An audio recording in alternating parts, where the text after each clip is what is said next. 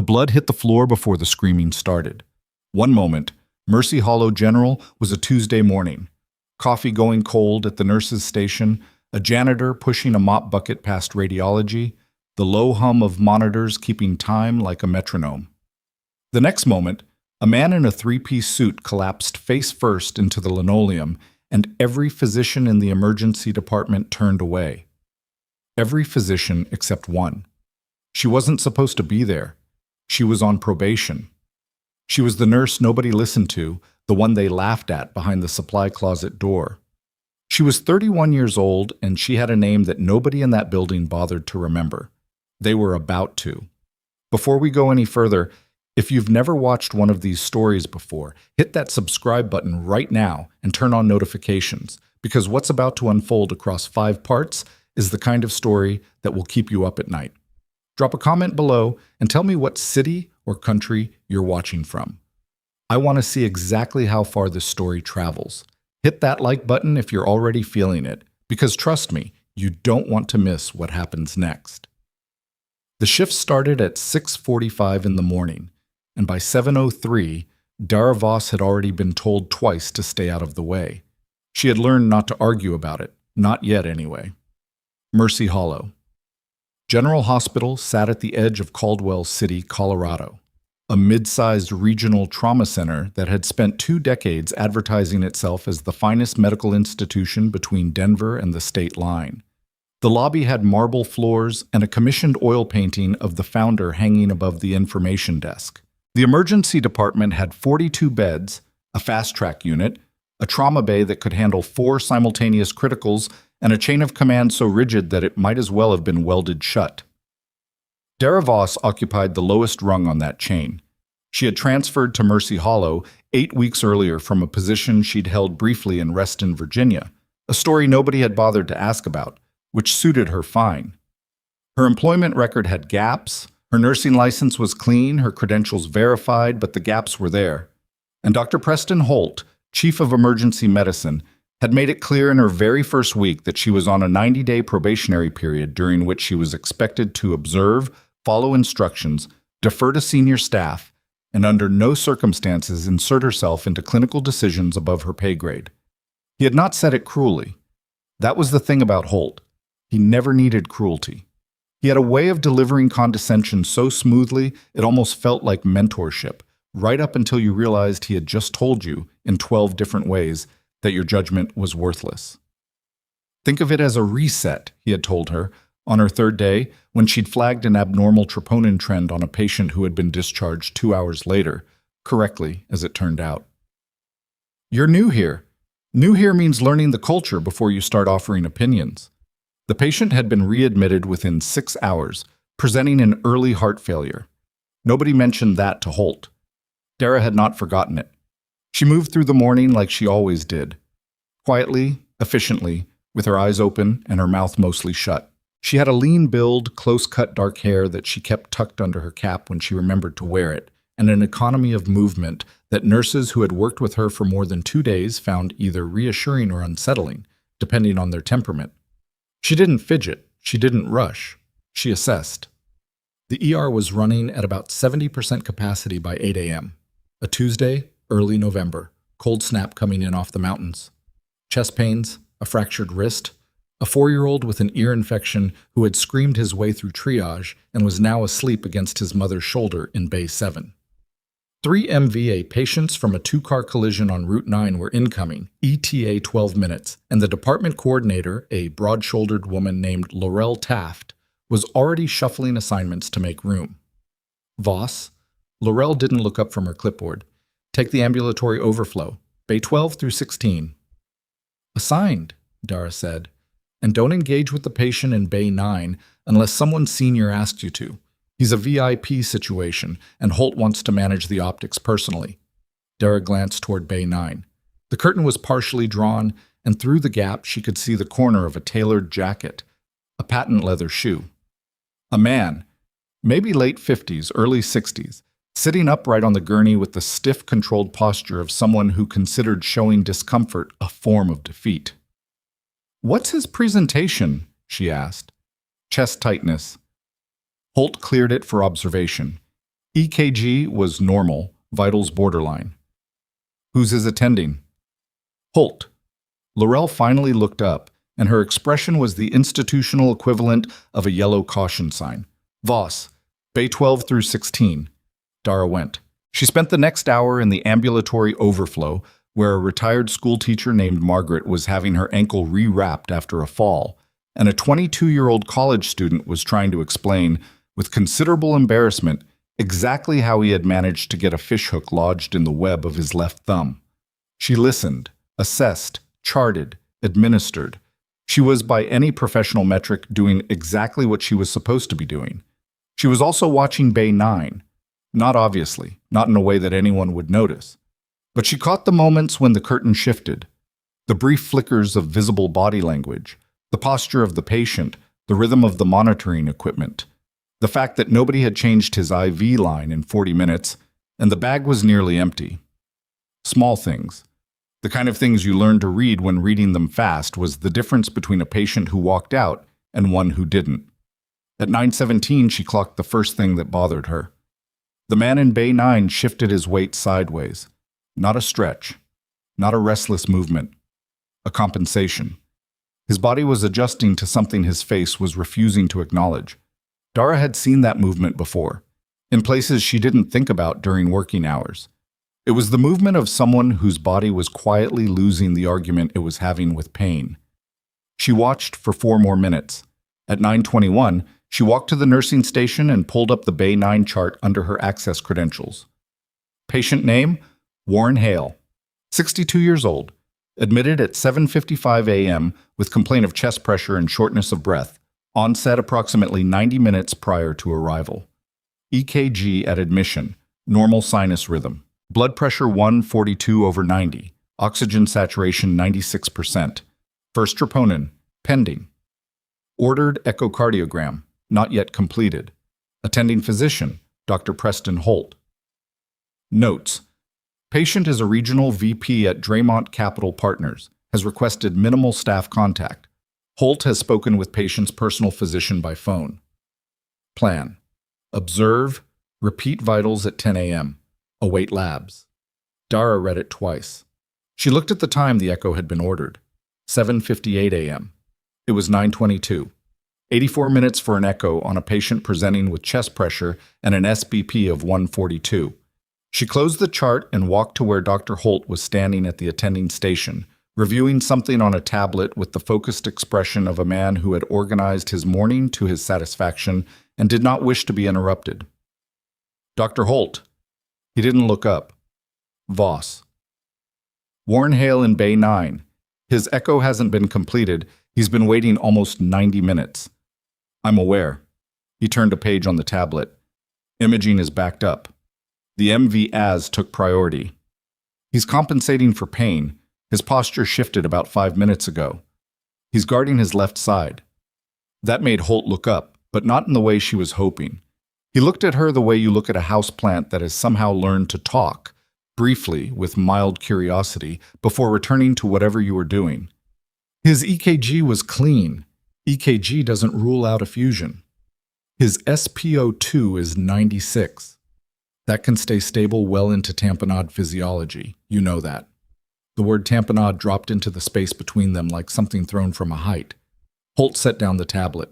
He gave her his full attention for the first time since she had walked over, and it was the particular full attention of someone who has decided that a conversation needs to be ended rather than continued.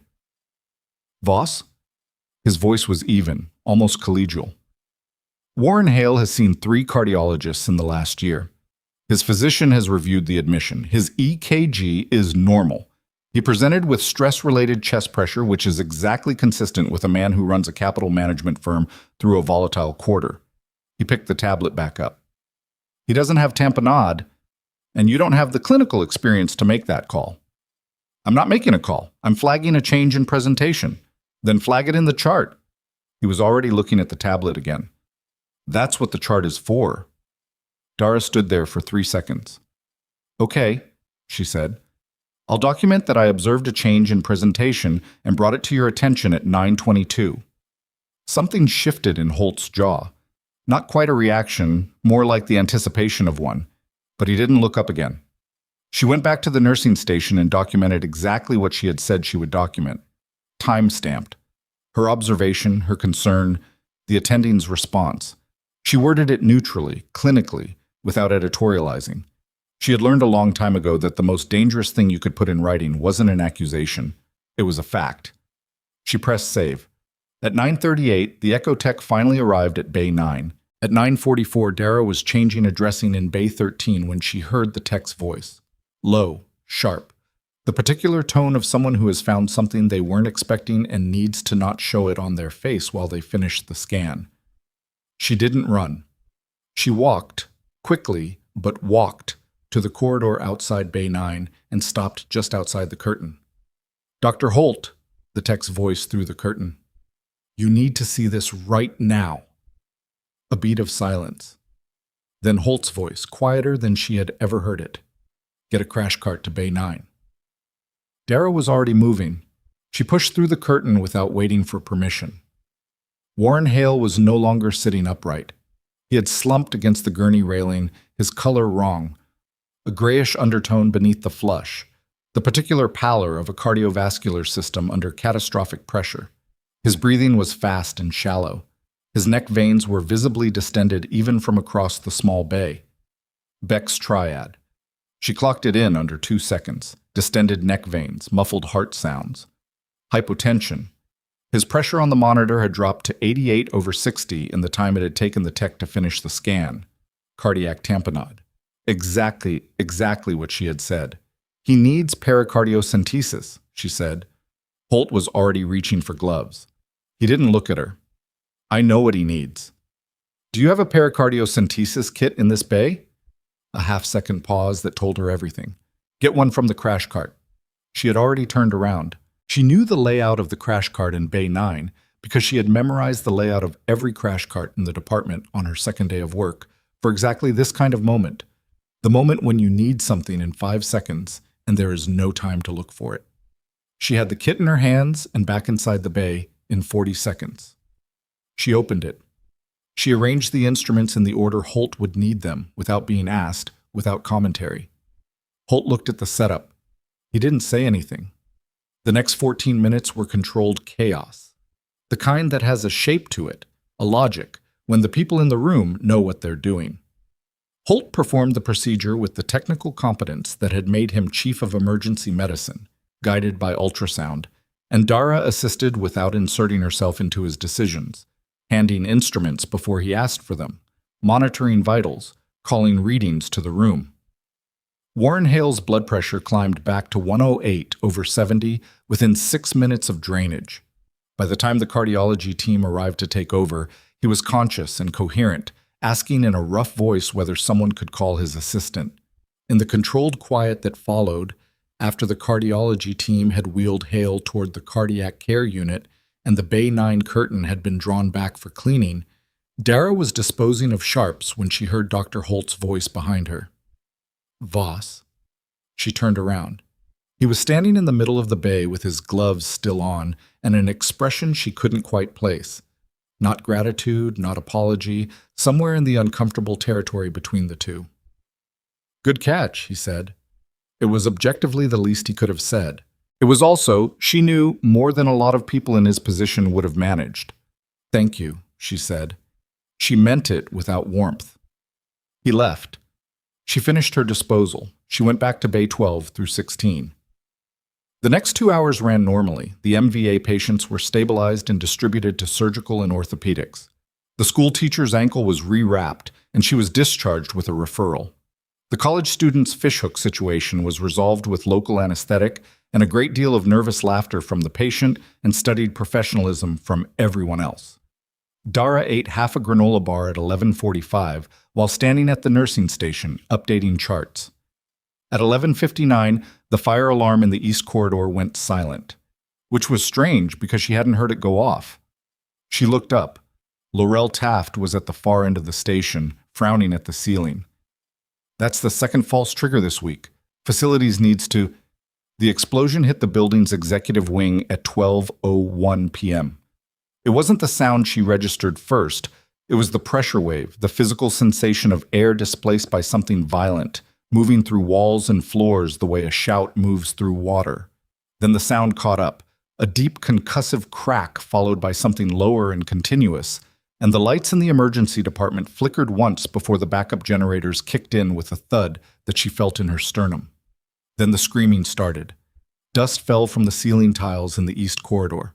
Somewhere above them, something structural shifted, a sound like a building clearing its throat. 3 monitors went offline simultaneously before the backup system caught them. The PA system crackled, tried to speak, produced static. Dara set down her granola bar. Around her, the emergency department had frozen. Not uniformly, not completely, but in the way that groups freeze when something outside their training has occurred, and the nervous system hasn't yet decided what to do. Laurel was reaching for the phone. 2 residents were in the corridor doorway, looking toward the east wing. A medical student had backed against the wall with both hands pressed flat against it, as though taking its pulse. Dr. Holt came out of his office at a run, which was the first time Dara had seen him move quickly, and stopped in the middle of the department looking toward the ceiling, assessing. "What was that?" someone said. "Explosion," Dara said. She was already moving toward the supply cabinet. "Structural, east wing above us. We're going to have casualties." "We don't know that," Holt said. "We will in about 4 minutes." She pulled open the cabinet and started pulling trauma supplies with both hands, not random. Burn dressings, pressure bandages, airway kit, cervical collars. "We need to set up overflow triage in the main corridor and clear bays 1 through 6 for incoming criticals. Someone needs to call the charge nurse in the OR and tell them to prep 2 suites immediately." "Voss, I'm not making decisions." She turned around with her arms full of supplies. "I'm getting ready. You make the decisions, but make them now." A beat. Holt looked at her. He looked at the supplies in her arms. He looked at the ceiling. "Do it," he said. "Laurel, call the OR. Someone get me a count of available attending staff." He turned to the residents in the doorway. "Stop standing there. Go." They went. The first casualties arrived in 7 minutes. Not by ambulance, but on foot, being half-carried by coworkers, because the explosion had taken out the east elevator shaft and the stairwell nearest the executive wing was blocked by debris. A hospital administrator with a lacerated scalp, a second-floor accountant with a broken arm held against her chest, a facilities worker whose hearing was clearly compromised from the blast proximity. He kept saying what and reaching for a wall that wasn't there. Dara triaged them in the corridor with the organized speed of someone running a system she had run before, in different circumstances, in places that didn't have marble lobbies or commissioned oil paintings. She wasn't conscious of the difference. She was conscious of the sequence: airway, breathing, circulation, disability, exposure. The triangle of trauma response. She moved through each patient the way she moved through the supply cabinet, not searching, finding. 3 more casualties arrived, then 4. Then someone from security came running into the ER and said there were people trapped on the 4th floor. "How many?" Dara asked. "At least 3. The conference room on the northeast corner. The ceiling section came down across the doorway." "Is the stairwell clear up to 4? "West stairwell is. East is blocked below 3. She was already pulling off her triage gloves. She reached into the supply cabinet again, took the advanced airway kit, 2 pressure dressings, the portable pulse ox, and clipped them to herself with the efficiency of someone who had packed for situations like this in less time than this. "Voss." Holt's voice from behind her. She turned. He was looking at her with an expression that had crossed the territory between discomfort and something she recognized as genuine confusion. The particular confusion of a man who has categorized someone and is watching the category dissolve. "You can't go up there alone, Washizm," he said. "Send someone with me." He looked around the department. Every available body was occupied. There were no someone withs to send. "Then I'll be back," she said. She went up the west stairwell at a controlled run, not a sprint, pacing herself because a sprint burns what you might need at the top, and she knew from experience how much farther away the top always was than you expected. The 4th floor was smoke-damaged but structurally intact on the west side. She navigated by the light coming through the windows, moving east with one hand trailing the wall, noting as she went, smoke concentration increasing, temperature higher, the sharp particulate smell of construction materials combusted under pressure. Not sustained fire yet, but not far from it. The northeast conference room door was partially blocked, as security had described.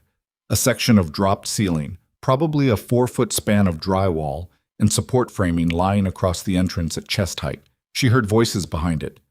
"Hello," she said, loud and flat. "Emergency staff. How many people?" "3," a woman's voice strained. "There's one man who's not... He's unconscious. Bernard, he hit his head when the ceiling came down." "Is he breathing?" A pause. "Yes. I can see his chest moving." "Okay. Back away from the door." It took her 4 minutes to shift enough debris to create a passable opening.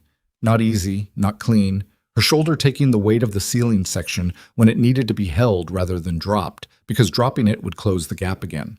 She had done this in different configurations, in different buildings, in conditions that had been considerably worse than this. She didn't think about that. She thought about the angle of the section, the weight distribution, where to create a lever point with her body. The gap opened. She went through.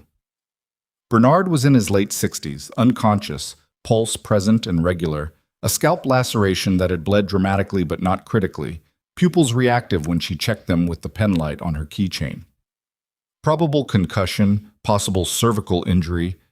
She applied the collar before she moved him, working around the woman who was hovering with the specific anxiety of someone who wants desperately to help and doesn't know how.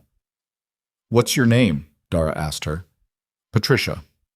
"Patricia, I need you to hold his head exactly like this while I get the other two." She showed her. Patricia held. The other two were ambulatory.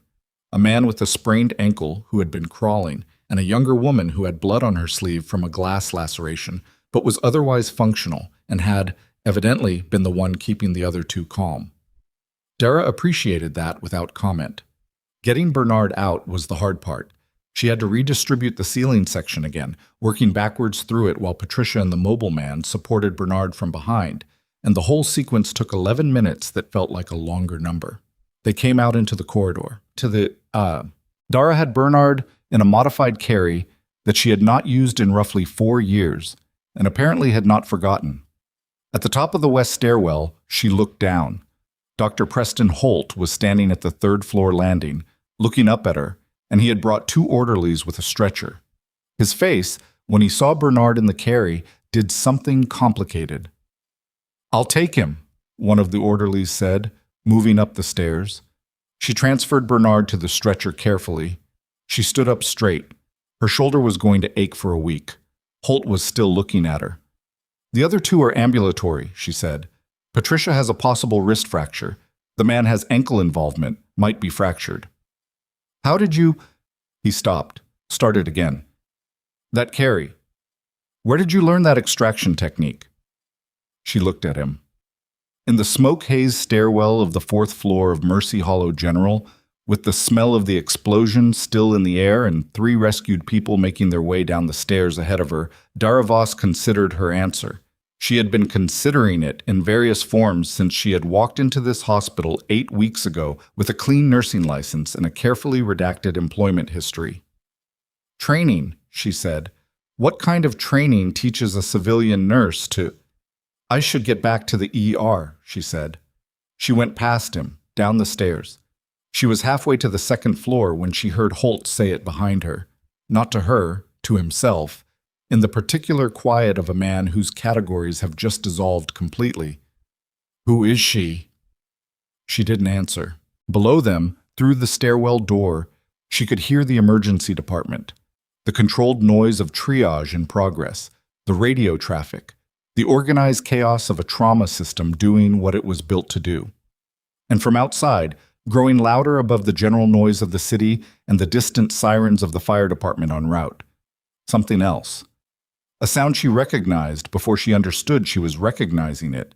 The rhythmic mechanical percussion of rotary blades cutting through the cold November air above Caldwell City, Colorado. Not one helicopter, several. Coming in fast, coming in low, coming in the direction of Mercy Hollow General. The helicopters didn't land on the roof. That was the first thing that told her this wasn't a standard medevac response. Mercy Hollow General had a functioning rooftop helipad, 2 pads marked and lit, with direct elevator access to the trauma bay. Any air ambulance in the region knew where it was. Any air ambulance would have used it. These aircraft didn't. Dara came through the stairwell door into the emergency department and paused for exactly 2 seconds, listening. The sound was closer now. Multiple rotors, the specific acoustic signature of military-grade hardware, not the lighter chop of civilian medical helicopters. She had spent enough time under that sound to know the difference without thinking about it. Your nervous system learned certain things and didn't unlearn them. She filed it away and moved back into the department. The triage situation had organized itself in her absence, partly because Holt had made good decisions while she was on the 4th floor, and partly because the ER staff at Mercy Hollow were, underneath the institutional hierarchy, competent people who knew what to do when the structure told them to do something. The corridor overflow had been set up. The OR had confirmed 2 suites available. The incoming casualties from the executive wing were being processed in order of acuity, and the staff was moving with the contained urgency of people running a system rather than reacting to a crisis. It wasn't perfect. Nothing was perfect. A second-year resident named Folger was visibly struggling with a chest wound assessment and hadn't asked for help yet because he was afraid to. And the supply allocation for the overflow corridor was going to run short in about 40 minutes at the current consumption rate. And someone had positioned the portable suction unit in Bay 3 in a spot that would become a trip hazard inside of 20 minutes when that bay got busy. Dara repositioned the suction unit, flagged the supply issue to Laurel in passing, and went to stand behind Folger without announcing herself. "Walk me through what you're seeing," she said quietly. Folger startled. He was 26, maybe 27, with the particular exhaustion of someone who had been running on adrenaline for the last hour and was beginning to feel the edges of it.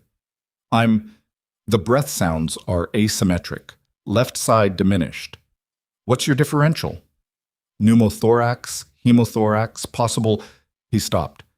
I should get Dr. Holt. You should finish your differential first so you're not wasting his time. She said it without edge. What else? Tension pneumo if the trachea is deviated. He checked. It's not. SpO2? 91. So you have asymmetric breath sounds, SpO2 91, no tracheal deviation, mechanism was blast overpressure from the explosion. Pulmonary contusion. He said it like he'd found something he'd dropped, with possible small pneumothorax. That's your leading diagnosis. What do you need to confirm it? Chest film, CT if he's stable enough. He's stable enough? Folger checked vitals again. Borderline. Then get the film first, position him, get repeat vitals in 10 minutes, and have a chest tube setup available, but don't open it yet. If his pressure drops or saties go below 88, you call it and you move. She paused. That's a reasonable plan. Go do it. She was gone before he could thank her. The casualties continued arriving in waves. Not a flood, but a steady current. Most of the serious injuries were in the East Wing administrative offices, where the explosion had been centered. She learned this from fragments of conversation between security staff and the charge nurse. Something had gone off in or near the facilities management office, on the 3rd floor of the executive wing. Structural damage was contained to a 40-foot radius, but the shockwave and secondary debris had hit the open plan offices around it hard. At no point did anyone use the word bomb yet. She used it in her head because she was being accurate rather than careful about language. The helicopters had landed on the parking structure across the street. She could see them from the ambulance bay. 3 of them, black and unmarked, in a configuration that was not search and rescue and not medevac and not anything that a regional trauma center's crisis protocol covered. People in civilian clothes were getting out, moving fast, moving with coordination. Laurel appeared at her shoulder. Do you know what that is? No, Dara said. It was mostly true. The ER chief at Draymont Regional just called. They're diverting all incoming to us because their facility is on lockdown. Nobody will tell them why. How far out is Draymont Regional? 22 miles. So we're going to get their overflow on top of ours. That's what I'm trying to figure out how to handle. Dara looked at the department. She did the calculation. Beds, staff, supply volume, realistic acuity distribution of the incoming population. We can absorb it if we open the observation unit. That gives us 14 additional beds for lower acuity patients and frees the main ER for criticals. The observation unit requires attending authorization to... Where's Holt? Trauma Bay 1. She went to Trauma Bay 1. Holt was managing a patient with a serious head injury, genuinely occupied, not performing busyness. She waited for the 30-second gap when the patient was being intubated, and Holt stepped back. Draymont Regional is diverting to us, she said. I need authorization to open the observation unit. He looked at her over the patient. His hands were still gloved. How much additional volume? Unknown. Could be significant. Do it. He turned back to the patient. And Voss? What's the status on the 4th floor evacuation? Clear. I confirmed before I came down. He nodded once, not looking at her. Good. She went back to Laurel and relayed the authorization. Laurel moved. Dara moved. The observation unit was opened in 11 minutes. Not a fast 11 minutes, a functional 11 minutes, which was different. It was during those 11 minutes that she saw the man for the first time. He was in the main lobby, which she was cutting through to reach the observation unit access corridor. He was standing near the information desk, not the agitated standing of someone waiting for news about a family member, not the displaced standing of an evacuee, but the specific still standing of someone observing. He was wearing work clothes, gray coveralls, a Mercy Hollow maintenance badge on a lanyard, a tool belt that looked authentic but sat wrong on his hips, too high, the weight distribution off. She registered him in the way she registered everything, so without pause, without obvious attention, and kept moving. But she pulled his face into focus in the back of her mind the way you pull a file and leave it open. Maintenance badge, wrong tool belt, standing still while everyone else was moving with purpose. In the lobby, not in the wing where maintenance staff would logically be responding to the explosion damage. She kept moving. The observation unit took priority. By 2 p.m., Mercy Hollow General had processed 41 casualties from the explosion, with 6 admitted to critical care, 12 to surgical floors, and the remainder treated and either discharged or held for observation. The emergency department had not collapsed under the volume, which was not because the situation had been easy, but because the people in it had held it together through a combination of competence and controlled fear, and, in a handful of cases, decisions that had been made in the right order at the right time. She knew she had been part of that. She didn't dwell on it. At 2:20, the people from the helicopters entered the hospital. There were 6 of them, 5 men and 1 woman, and they came through the main entrance without identification visible, though 2 of them showed credentials to the security desk and the guard stepped back without question, which told her the credentials were federal or military or both.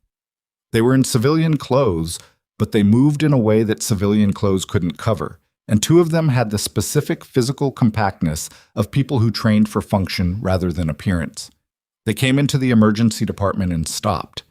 The department was running at controlled capacity, busy, organized, loud, in the specific way that working medical departments are loud. Staff moved around the new arrivals without immediate reaction, because the department had been receiving police, fire personnel, and hospital administrators for the past 2 hours, and the presence of more official-looking people barely registered. Dara was at the nursing station when they stopped. She did not stop what she was doing, which was updating a chart. She did not look up immediately.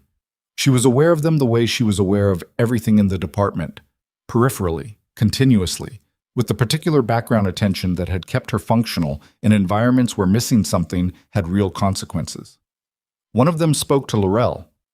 She couldn't hear the exchange. She watched Laurel's face instead, which went through a sequence of expressions: professional competence, mild surprise, and then a particular blankness that meant the answer to whatever had just been asked was outside the normal operating parameters of Laurel's job description. Laurel looked around the department. Her eyes found Dara. Dara put down the chart. The man who had spoken to Laurel was about 50, lean, with the weathered look of someone who had spent decades in outdoor environments and the particular stillness of someone senior enough that they didn't need to perform authority. He carried it the way some people carried their posture, without awareness of it because it had become structural. He looked at her name badge. He looked at her face. Something behind his eyes calibrated. "You're Voss," he said. It was not a question. "I'm a nurse in this department," she said. "Can I help you with something?" Colonel James Ferret, Defense Intelligence Agency. He said it quietly, in the register of someone who gives information only because it's tactically necessary, not because he expects it to impress anyone. We need to speak with you. Not here. I'm working. I understand. This takes priority. She looked at him. She looked at the woman standing to his left, who had been watching the department with the same peripheral, continuous attention that Dara used, and who, when she felt Dara's gaze, met it with the specific directness of someone who has been assessed and is returning the assessment without blinking. 5 minutes, Dara said. Let me hand off to the charge nurse. She handed off to Laurel. Laurel had questions in her eyes that she was professional enough not to ask out loud. They found an empty family consultation room down the corridor. Small, 4 chairs, a box of tissues on a side table, the generic institutional artwork of a mountain landscape that managed to be neither offensive nor meaningful. Ferret's team positioned themselves without being asked. 2 in the corridor, the woman near the door inside, 2 more that Dara hadn't quite counted before she came in. Someone had done a sweep of the room recently, or the way they were positioned suggested they trusted it had been done. How long have you been at this hospital? Ferret asked. 8 weeks. Under what identity? She looked at him. My identity. My name is Dara Voss. My nursing license is real. My credentials are real. Your employment history between 2017 and 2022 has gaps. My employment history between 2017 and 2022 is none of this hospital's business. It's ours. Then you already know what's in it. The woman by the door made a sound that was not quite a laugh. More an acknowledgement, the sound of someone who has recognized a particular kind of person and found the recognition satisfying. Ferret's expression didn't change. Staff Sergeant Dara Voss, 75th Combat Support Hospital, deployed Kandahar 2017 through 2019, then reassigned to a unit whose designation I'm not going to say in this room. Honorably discharged 2022, Purple Heart, 2 commendations that are still classified. He paused. That about right? The room was quiet. What do you want? She said. The explosion in the East Wing wasn't accidental. We've known for 3 weeks that this facility was a potential target, specifically the administrative offices of the Executive Wing, which have been under investigation for federal contracting violations. What we didn't know was the timeline. He leaned forward slightly. Someone moved faster than our intelligence suggested they would. So you're here because someone bombed a hospital you were watching. We're here because one of our signals assets picked up a secondary device signature 40 minutes ago. He watched her face. There may be another explosive in this building. The mountain landscape on the wall didn't move. The box of tissues sat where it sat. Where? She said. Unknown. We're working on narrowing the location. But we need to know, in the time you've been on duty today, before the first explosion, did you observe anything out of place? Personnel, equipment, access patterns? She thought about the man in the lobby, the maintenance coveralls, the tool belt that sat wrong. Yes, she said. She described him. Height, build, coverall color, badge placement, tool belt issue, location in the lobby, the time she'd seen him, his stillness while others moved. She described it the way she had been trained to describe observed subjects, specific, sequential, without interpretation injected into the factual description. Ferret's team member, a younger man with a tablet, was typing before she finished the second sentence. Did you see where he went? Ferret asked. I didn't follow. I had patience. Direction when you last saw him? He was facing the main corridor toward the cafeteria wing. Ferret looked at the woman by the door. Something passed between them that didn't require words. We need to clear the cafeteria, he said, to his team, not to her. Hospital administration has to authorize an evacuation of that size, Dara said. Who's your point of contact here? We're about to find one. He stood. Voss, stay available. I have a department to, I understand. Stay available. They left the room at a pace that was not a run but covered ground like one. She sat in the consultation room for approximately 4 seconds, which was how long it took for the sequence of implications to organize themselves into a working picture. And then she stood up and went back to the emergency department. The next 40 minutes were the particular kind of controlled chaos that happens when a large institution receives information it isn't structured to process quickly. The hospital administrator on duty, a trim, pale man named Gerald Oakes, who had been in a budget meeting on the second floor when the first explosion hit, and had spent the intervening hours in a state of managed panic that he was barely managing, was presented with federal credentials and the word secondary device and took approximately 8 minutes to authorize the cafeteria evacuation, 7 of which were spent confirming that the authorization was something he was actually empowered to give. Dara spent those 40 minutes doing her job. She also spent them watching the main corridor from whatever position she happened to be in. At 3:07, she saw the maintenance worker again. He wasn't in the lobby this time. He was in the corridor outside the cafeteria, standing again with that particular stillness, but different now. The stillness had changed quality. Before, it had been the stillness of observation. Now it was the stillness of someone who has made a decision and is waiting for the moment to act on it. She recognized that stillness too. She had felt it herself, in different circumstances. She didn't run toward him. She didn't call out. She turned away from him, put her body between him and her face, and pulled out her phone to call the number Ferret had given her before leaving the consultation room. He picked up on the first ring. "East corridor, cafeteria entrance," she said quietly. "Right now." "He's there." "Do not approach." "I know." She had already turned to face a supply cabinet, her back to the corridor, her eyes on the reflection in the cabinet's stainless steel surface. "He's watching the cafeteria door. Your people are inside. He can see the evacuation happening. If he's going to move, it'll be soon. We're 60 seconds out. He might not give you 60 seconds. She heard Ferret say something to someone else on his end. Quick, clipped, the language of people who have rehearsed for this kind of communication. She watched the reflection. The maintenance worker took 2 steps toward the cafeteria door. Dara made a decision that she would think about later. Not regret, not justify, just examine, and turned around.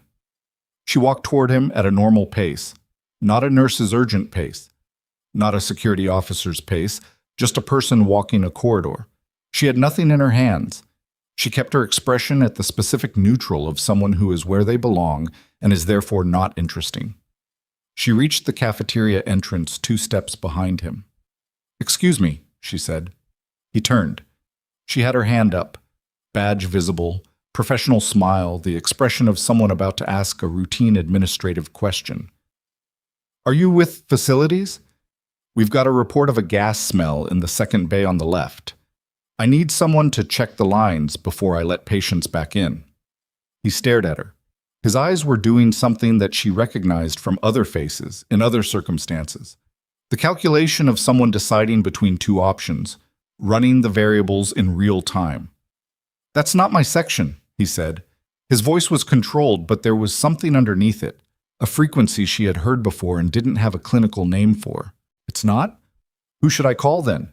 She kept the smile in place. She kept her posture open, non-threatening, the specific body language of professional ignorance. "I'm sorry, I don't know the facilities team well. I've only been here 8 weeks. Something shifted in his face, not relaxation, recalculation. "Talk to the supervisor," he said. "Radio room." "Where's the radio room?" And he was about to answer, she could see him about to answer, the automatic response forming, when Ferret's team came around the corner of the east corridor and the calculation behind his eyes collapsed into something else entirely. He moved fast, not toward them. Sideways, toward the cafeteria door, one hand going to the tool belt, and Dara's body made a decision slightly ahead of her conscious mind. She stepped into his path, not to block him, but to interrupt his momentum, to create the half-second gap between intention and action that was sometimes all there was to work with. The half-second was enough. 2 of Ferret's team reached him before his hand cleared the tool belt, and the sequence that followed was fast and technical and over in under 4 seconds, and the man was on the floor with his hands secured before anyone in the surrounding corridor had fully processed what had happened. The cafeteria door was 6 feet from where he'd gone down. Dara stepped back. Her heart rate was elevated. She noticed this factually, the way you notice the weather, present, accounted for, not something to act on. A bomb disposal technician. Not from Ferret's team, from a unit that had arrived while she was in the consultation room, moved past her toward the cafeteria without a word, which was fine. Words were not what was needed right now. Ferret was at her elbow. "I told you not to approach," he said. "I didn't approach. I was walking down the corridor." She watched the disposal tech disappear through the cafeteria door. "Did you have a clean shot at him from the east corridor?" A pause. "No." "Then someone needed to be between him and that door." Another pause. "Yeah," Ferret said. It sounded like it cost him something. The secondary device was located 17 minutes later, inside the cafeteria's main HVAC access panel, which explained the tool belt and the tool belt's position, because the particular tools you needed for an HVAC panel were different from the tools on a standard maintenance belt, and the weight distribution had been wrong because the belt hadn't been assembled by someone who knew what they were actually doing, just by someone trying to look like they did. The disposal tech neutralized it. The cafeteria was cleared and reopened 3 hours later. By 4:30 p.m., the emergency department had cycled through its peak volume and was running at a pace that was still elevated but no longer critical. The staff was exhausted. Visibly, physically exhausted, the specific depletion of people who have spent 6 hours running at full capacity on adrenaline and training, and the knowledge that there was no option but to keep moving. Dara was completing her charts at the nursing station when Laurel sat down beside her. Laurel was a practical woman who had worked emergency nursing for 19 years and had seen enough to calibrate her reactions to actual events rather than their appearance. She sat down with the particular deliberateness of someone who has been waiting for a moment that has now arrived. "That man they took out of the corridor," she said. "Did you know what he had on him?" "I suspected. And you walked up to him anyway?" Dara didn't answer that directly. "He was about to go through that door. Ferret's team wasn't in position." "I'm not criticizing you." Laurel was quiet for a moment. "I'm trying to understand what kind of person walks up to someone they think is carrying a bomb and asks them about a gas leak." "Someone who needed to buy 30 seconds. Most people wouldn't. Most people don't have to." Laurel considered this. She looked at the department, at the staff moving through the end of the shift, at the patients in the remaining bays, at the ordinary working machinery of a place that had, 6 hours ago, been something else entirely. "Holt asked me something this afternoon," Laurel said carefully. "He wanted to know what I knew about your background before Mercy Hollow." "What did you tell him?" "That I only knew what was in your file." She paused. "Which doesn't explain a lot of what happened today." Dara saved her chart. She closed the screen. She was aware of Laurel's attention without being made uncomfortable by it. Laurel's attention had the quality of someone asking a real question rather than constructing a narrative, which was different. "My file is accurate," she said. "I'm a nurse. That's what I am." "It's not all you are." Dara picked up her empty coffee cup, looked at it, put it back down. "No," she said. "It's not." She was going to say something else. She wasn't sure what, some version of the thing she had been not saying for 8 weeks, when Dr. Holt appeared at the entrance of the nursing station. He looked different than he had this morning. Not diminished exactly, but redistributed, as if the structure he usually wore had been rearranged by the day into something less architectural. He had taken his white coat off at some point and hadn't put it back on, which she had never seen him do before. "Voss?" he said. She waited. "I owe you something." He said it carefully, like a man reading from a translation. "This morning, with Hale, I dismissed your assessment because of assumptions I made about your experience level. That was wrong, and it nearly cost a patient his life." The nursing station was quiet enough that Laurel could hear every word. Holt knew that. He had chosen to say it here anyway, which she noted. "The patient is stable," she said, "because of you. Because of the procedure, which you performed correctly, which I almost didn't get the chance to perform." He met her eyes. There was something in his face she had not seen there before. Not comfort, but the particular absence of the thing that had replaced comfort, which was easier to recognize by its removal than its presence. "I need to understand who I've had working in my department for 8 weeks. I'm a nurse," she said again. "I have a license, I have credentials, and I have 8 weeks of work in this department that you can evaluate. That's not what I—" "Dr. Holt." Her voice was even. Today was a hard day. You ran a good department under a difficult situation. Your staff performed well. I think we should both go home." He looked at her for a long moment. He didn't push it. He left. Laurel made a sound that might have been approval and went back to her own charts. Dara was pulling on her jacket at the staff locker room 20 minutes later when her phone buzzed. "Ferret." She answered. "Device was confirmed military grade," he said, "consistent with material that went missing from a federal contractor's facility in 2021. The man in custody is talking." A pause. "His name is Roy Seltzer, former facilities supervisor, Mercy Hollow General. Terminated 18 months ago after he filed multiple safety violation reports that were buried by hospital administration. The reports included structural maintenance issues in the East Wing." She stopped with her jacket half on. "The same wing that exploded," she said. "The same wing." Ferret's voice was flat, factual. He knew where the structural vulnerabilities were because he'd reported them. He used them. A pause. "It's not clean. It's not simple. But his grievance was real, even if his methods—" He stopped. "I know," she said.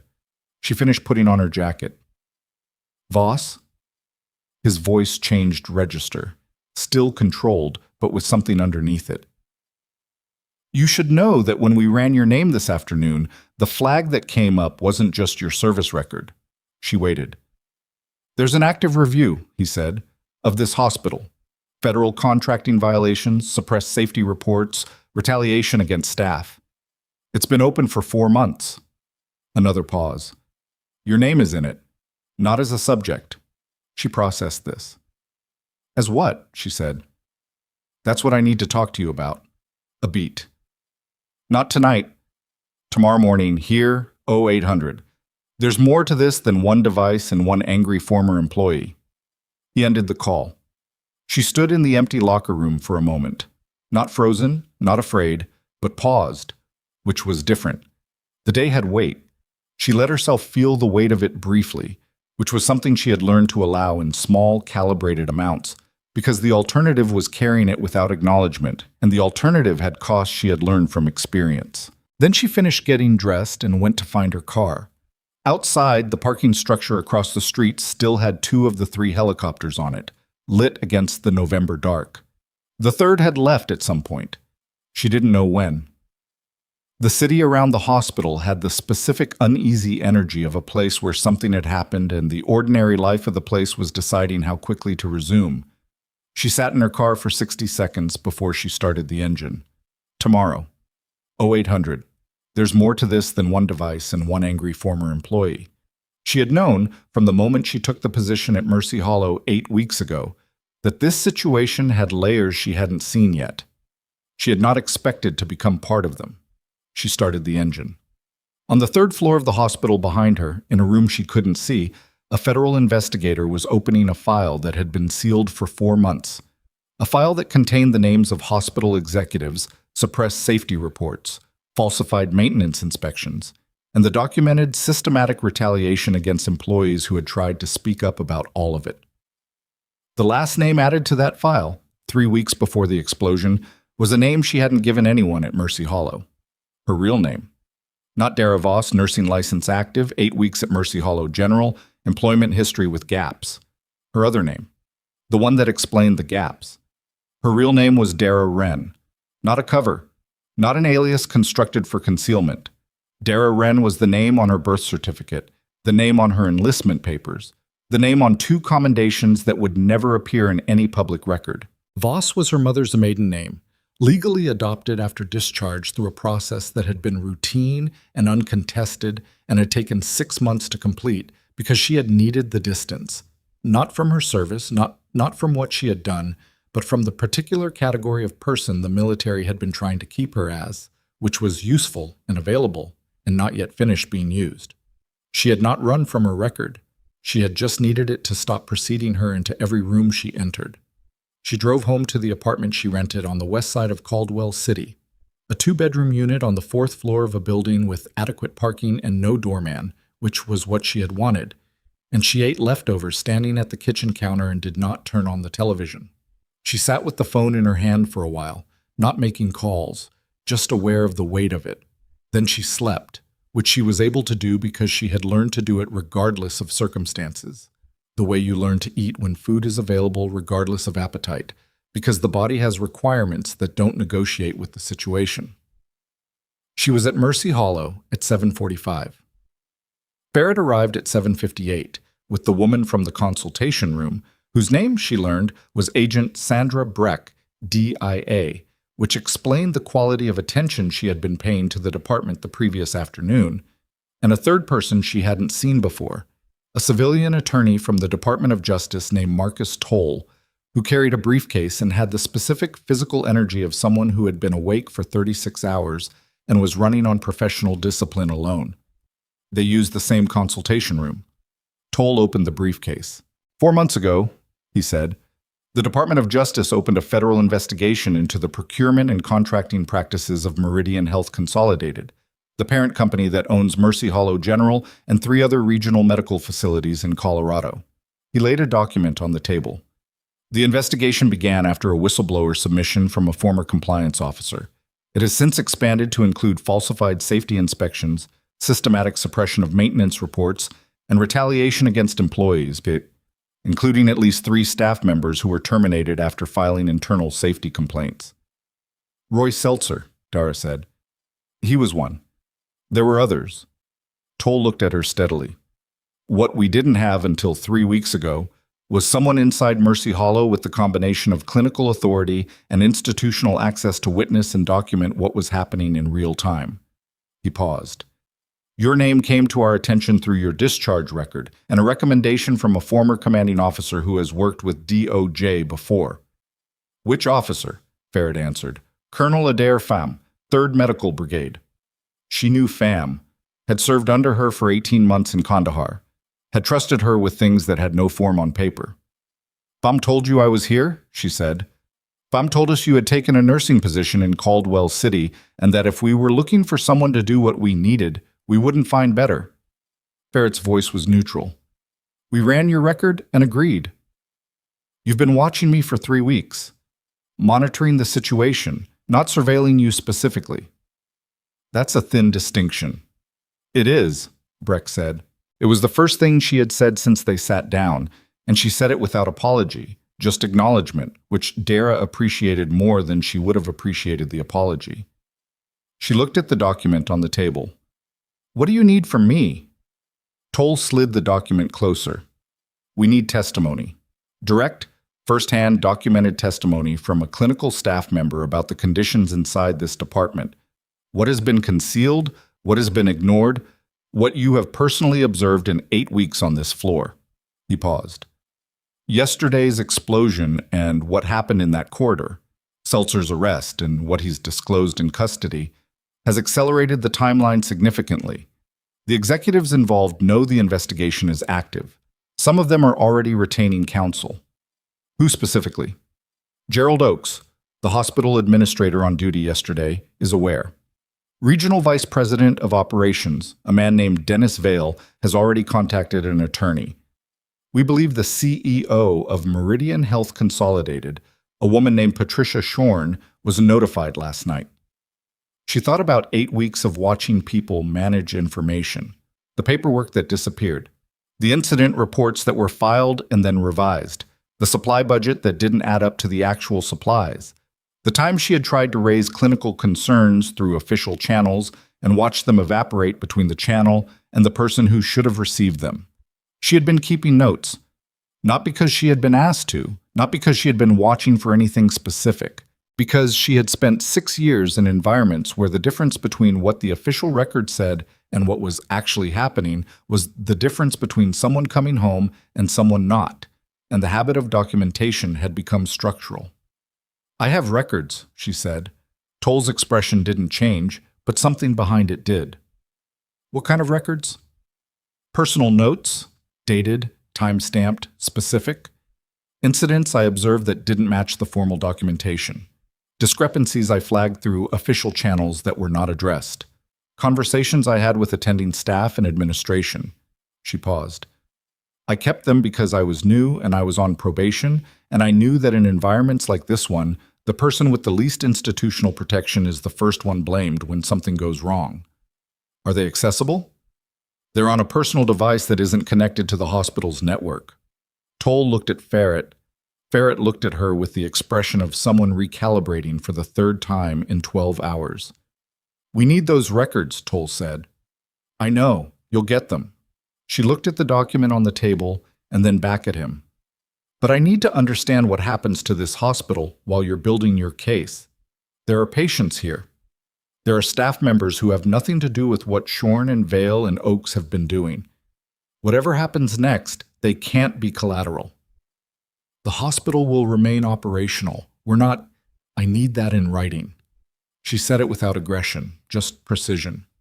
Not because I don't trust you, because I've watched institutions make assurances that didn't survive contact with their own interests, and I am not going to be the person who handed you what you needed and watched this department get hollowed out in the process.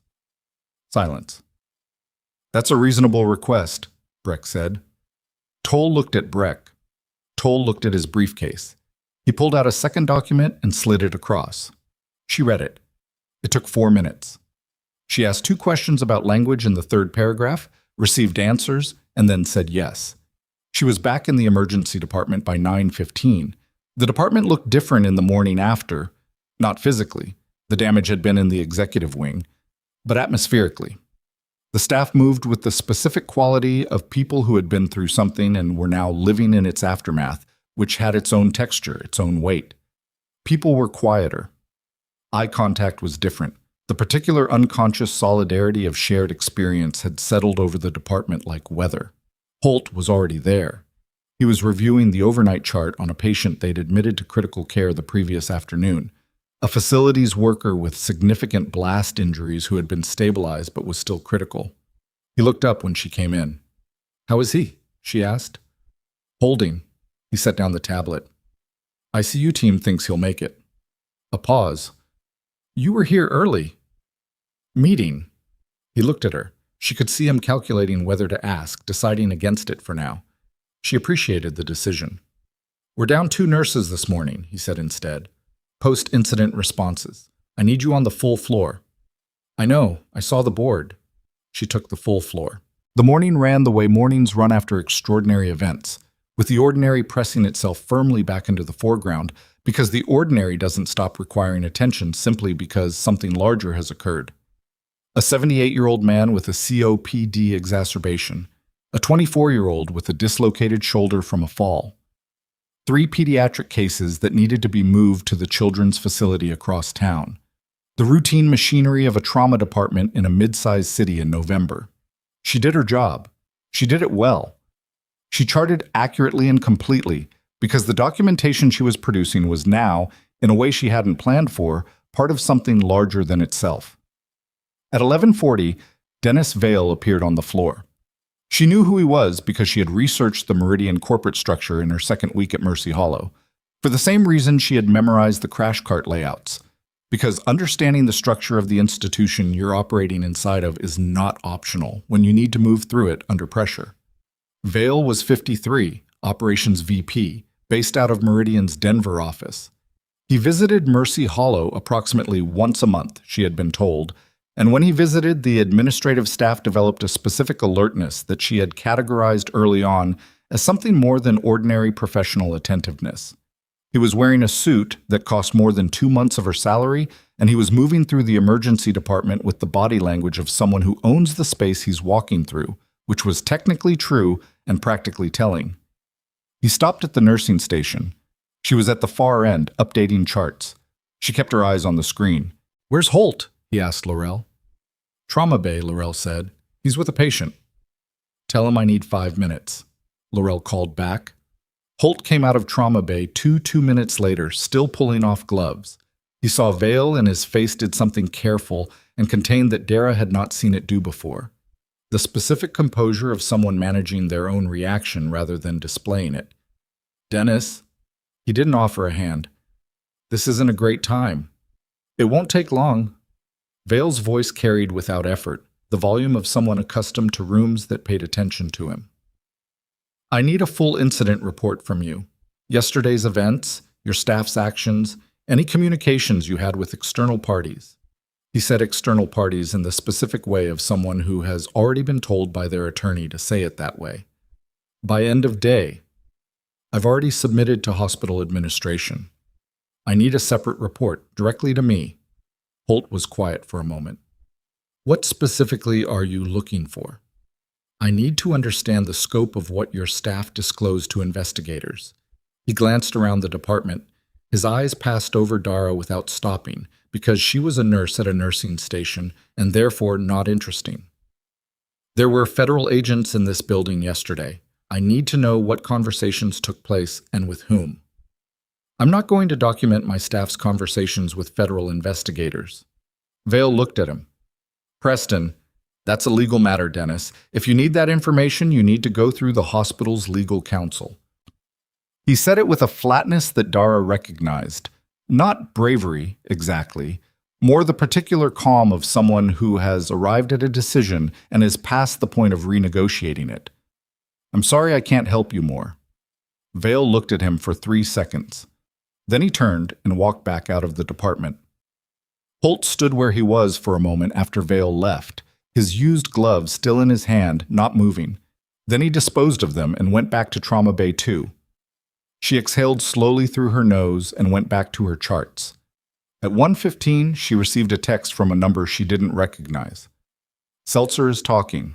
Vale's name came up. Be careful today. She deleted the message. She was careful. At 2:47, she was in the medication room when Laurel opened the door. There's a situation, Laurel said. Her voice had a specific quality. Controlled but tightly controlled. The way you control something that is trying to become something else. Holt needs you. What situation? One of the investigators from yesterday, Ferret, the colonel, he's in the ER. He's injured. She was through the door before Laurel finished. Ferret was in Bay 4.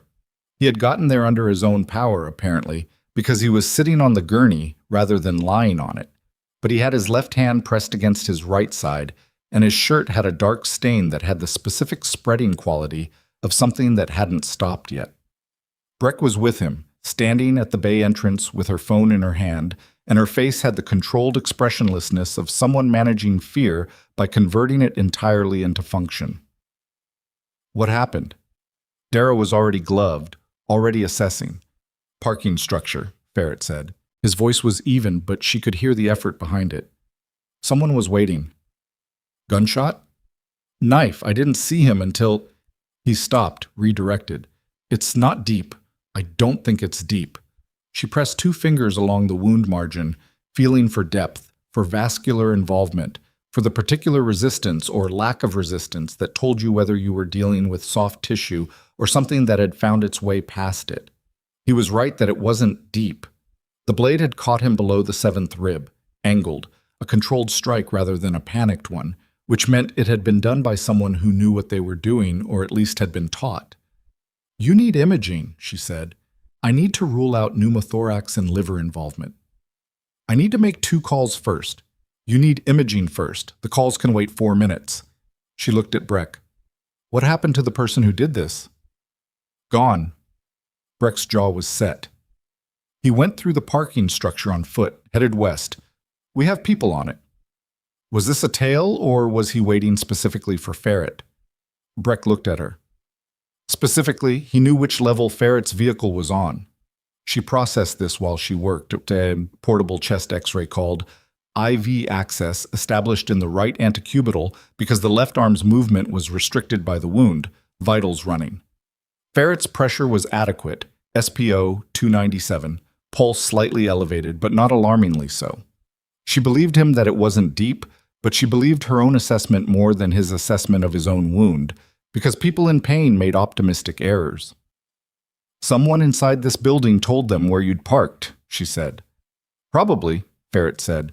That means someone inside this building is communicating with whoever sent the person to the parking structure. Yes. Which means Vale being here this morning wasn't just corporate anxiety. Ferret looked at her. You saw him? He was in the department at 11:40. He asked Holt for a full accounting of staff communications with federal investigators. She was watching the monitor. Holt declined. Does Holt know what's actually going on? He knows enough to make the right calls. I don't know if he knows the full scope. The chest x-ray came back clean. No pneumothorax, no significant hemothorax, no obvious evidence of liver involvement at the image level, though she ordered a CT with contrast to confirm because x-ray was not the tool for parenchymal injury. Barrett's wound needed surgical consultation and irrigation and closure. It needed a controlled environment and specialist hands, not emergency nursing in a department bay.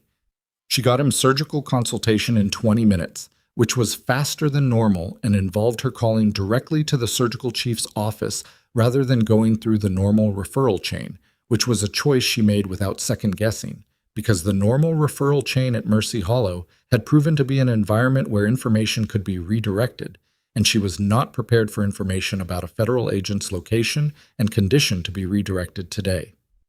While she was doing this, Breck stepped outside Bay 4 to make calls, and Ferret, who had accepted that he was going to get the imaging he needed and was now waiting with the specific patience of someone who has been in worse situations and knows this is manageable, said, "The man Seltzer, he's given us significant information." What kind of information? The suppressed safety reports that got him fired. He still has copies. He shifted slightly on the gurney, controlled the reaction. He also has correspondence between him and Oakes, between Oakes and Vale, documenting that both of them knew about the structural issues in the East Wing before the explosion. Not just knew, actively buried the follow-up inspections. How long before? 14 months. She let that land without comment, because there was nothing to say about it that wasn't already implicit. The bombing was his response to being dismissed and retaliated against, Ferret continued, which doesn't excuse it. But the context matters for what comes next, legally. He paused.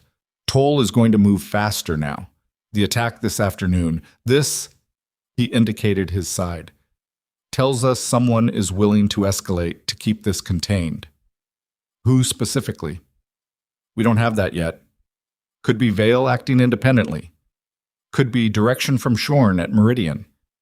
His voice was steady, factual. What it means for you is that your position here is going to change. I know. Your records, the notes you've been keeping, we need them today, not tomorrow. I'll get them to Toll this afternoon. He looked at her with something that wasn't quite gratitude.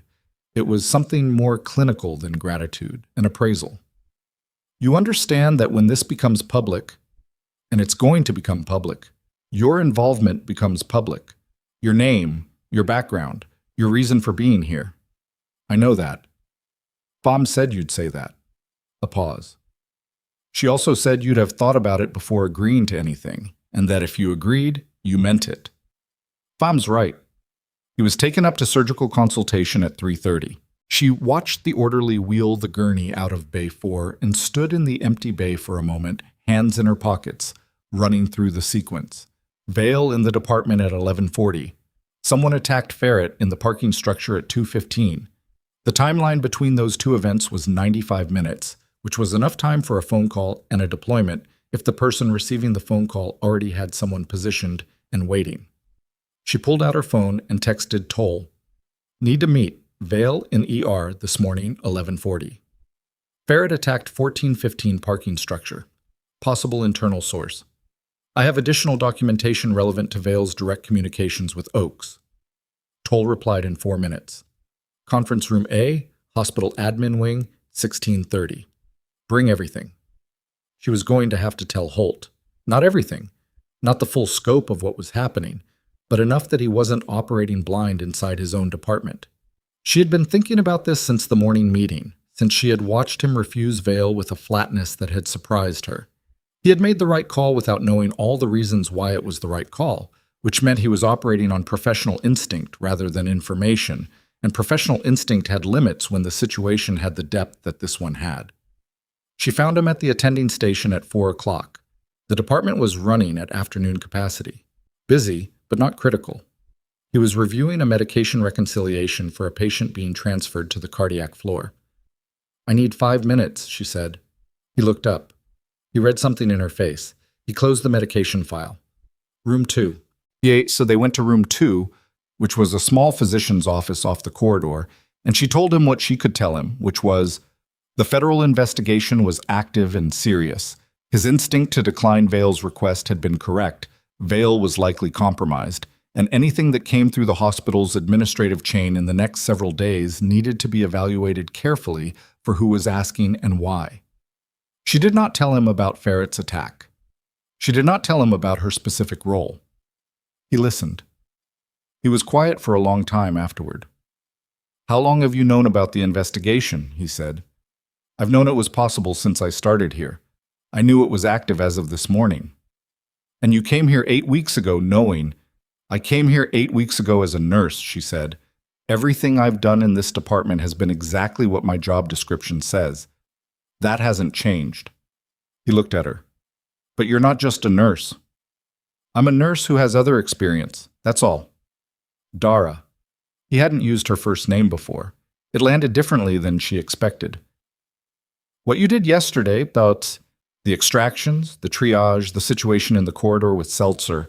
I've been doing emergency medicine for 18 years, and I've never seen a civilian." "I'm not a civilian," she said. "I'm a veteran who holds a nursing license. Those aren't contradictory." Silence. "No," he said after a moment. "They're not." He looked at his hands. "What do you need from me?" "Keep running the department the way you ran it yesterday. Don't let administrative pressure change clinical decisions. And if Vale or Oakes or anyone from Meridian asks you for information about staff communications with federal agents, you say no." She paused. "The same way you said no this morning. You were watching." "I'm always watching." He almost smiled. It was brief and complicated. "That's becoming clear." She left him there. She went to the locker room, retrieved her personal device from the lockbox where she kept it during shifts, copied the documentation files to an encrypted drive she'd purchased specifically for this kind of transfer, and was in conference room A in the administrative wing at 4:28. Toll was already there. Breck was there. 2 people she hadn't seen before, one with a federal prosecutor's badge visible on his jacket lapel. She handed over the drive. Toll plugged it in. He read for 6 minutes without speaking. His face did not change, but the quality of his attention changed. It sharpened, which was not a small thing in a man who was already paying close attention. "This is 14 separate documented incidents," he said. 15. The last entry is from yesterday morning, the Hale situation. "You documented Holt's response to your tamponade assessment." Time-stamped. He looked up. "This changes the scope of what we can charge." "What does it change it to?" "Criminal negligence, for starters, possibly reckless endangerment. If we can connect the buried maintenance reports to the East Wing's structural condition—" He stopped, recalibrated. "This is very good. This is very, very good." She sat down. "What happens now?" "Warrants," he said. "We've had the applications drafted since last week. This accelerates the signing." He looked at the prosecutor, who nodded once, briefly. "We're looking at 48 to 72 hours before we move. And in those 48 hours, Vale is still running operations here. We can't move before the warrants." I understand that." She looked at the table. "I also understand that whoever attacked Ferret this afternoon knows the investigation is active. If they know that, they know I'm part of it." Breck said, "We can arrange protection." "I don't want protection." She looked up. "I want to keep doing my job. If I disappear from this department, it signals something. Keep me working." She paused. 68 hours is what, Friday morning? Thursday evening if it goes quickly. "Then I work until Thursday." She stood. "And when it's done, I want a specific assurance in writing that the people on the clinical staff here, the nurses, the residents, the junior physicians, are treated as witnesses, not as persons of interest." "That's already in writing." Toll looked at her. "In writing," he said. She walked back through the administrative corridor toward the emergency department, through the carpeted quiet of the executive wing's operational floors.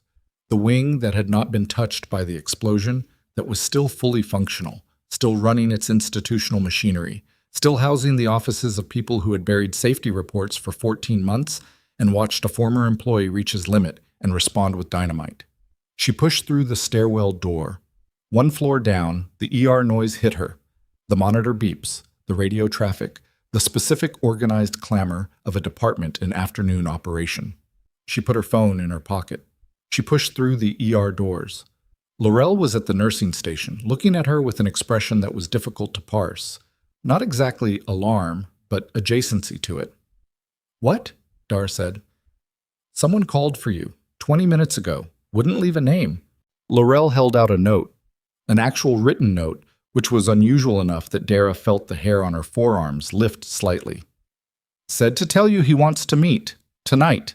He said—" She glanced at the note. "She knows why." Dara took the note. The handwriting was block printed, not cursive. Below the message was a Caldwell City address, a commercial block on the south side, not far from the river. She looked at the address. She recognized it. It was the same block that appeared in her own documentation, in an entry she had made 6 weeks ago when she had followed up on a discrepancy in the hospital's maintenance vendor contracts and found that a facilities company registered to that address had been billing Mercy Hollow for work that had no corresponding records in the maintenance log. The company's registered owner was a name she had noted and set aside. The name was Roy Seltzer. She stood at the nursing station for a moment with the note in her hand, not moving, reading the address a second time as though the repetition would change what it said. It didn't. Roy Seltzer was in federal custody. She had watched them take him down in the corridor outside the cafeteria the previous afternoon, had seen the cuffs go on, had heard the specific sound of that situation resolving. He was not on the south side of Caldwell City. He was not calling hospitals and leaving handwritten addresses, which meant one of two things. Someone was using his name to draw her out, or Seltzer had an associate, someone connected to the same network of grievance and documentation and suppressed reports, who had decided that the arrest had changed the timeline and that she was the person to contact. She thought about the registered company, the maintenance vendor contract discrepancy. A company registered to Seltzer's name billing Mercy Hollow for work that didn't appear in the maintenance log, which meant either the work had been done off the books or the billing was fraudulent. But in either case, someone at the hospital had authorized the payments, and that authorization would be in the financial records, which meant someone had been paying Seltzer, or someone using his registration after he was fired. And the question of why a terminated employee's company would continue to receive payment from the institution that fired him was a question with a limited number of answers, none of them clean. She put the note in her pocket. She finished her shift. She did not go to the address. Instead, she called Toll from the parking lot at 6:53 and told him about the note, the address, the registered company, and the vendor payment discrepancy. Toll was quiet while she talked, and quieter for a few seconds after. Then he said to scan the note and send it to Breck's number, which she did, standing beside her car in the cold, the phone camera pulling the block-printed letters out of the paper under the parking lot lights. "Don't go to that address," Toll said. "I wasn't planning to." "I mean it, Voss. If someone is trying to establish a contact point outside federal channels, that's either someone who wants to help us or someone who wants to know what we have. Either way, we manage it, not you." "What are you going to do with it?" "Run the address, surveil it tonight. If there's someone there to be found, we'll find them." He paused. "Go home. Get some sleep. Tomorrow is going to be a long day." She went home. She slept adequately. She did not entirely stop thinking about the note. By 7 the next morning, she was back at Mercy Hollow, and by 7:15 she knew that the previous night had not been quiet because the energy of the department had the specific texture of a place where something had shifted in the dark, and people were only beginning to understand what. Laurel met her at the department entrance. "Oakes is gone," Laurel said. Her voice was low, not quite whispering, the register of institutional information being moved carefully. "He didn't come in this morning. They called his house. His wife says he left last night with luggage." "Flight risk," Dara said. "Is that what it is?" "That's what I'd call it." She clipped her badge. "Does Holt know?" "Holt knows. He's been on the phone with Meridian's regional office for the last 20 minutes. Laurel paused. "Vale is coming in. He's taking over administrative authority for the facility pending Oakes's—" She searched for the word. "Absence." "When?" "He's already in the building." She processed this as she walked to the nursing station, pulling up the board. The department had 12 admitted, 3 pending discharge, 2 incoming from overnight transfers. Ordinary morning machinery. She took her assignments and started moving. She also started watching. Vale appeared in the department at 8:40. He was not there to see patients. He moved through the space the way corporate authority always moved through clinical spaces, with the specific confidence of someone who controls the budget and therefore, in their own understanding, controls the building. He spoke briefly to the charge nurse, glanced at the board, and then his eyes traveled the department and stopped on her. She was in Base 7, performing a wound assessment on an overnight patient, and she kept her eyes on the wound because the wound required attention and because looking up would have been a different kind of signal than not looking up. He moved on. She exhaled through her nose. At 9:20, Breck called her personal cell. She stepped into the medication room. "The address," Breck said. "We put surveillance on it at 9 last night. At 11:47, a man arrived on foot and entered through the back. We ran the plates on the vehicle parked nearby. It's registered to a woman named Adele Seltzer." Roy Seltzer's family. His sister. She's been living at that address for 3 years.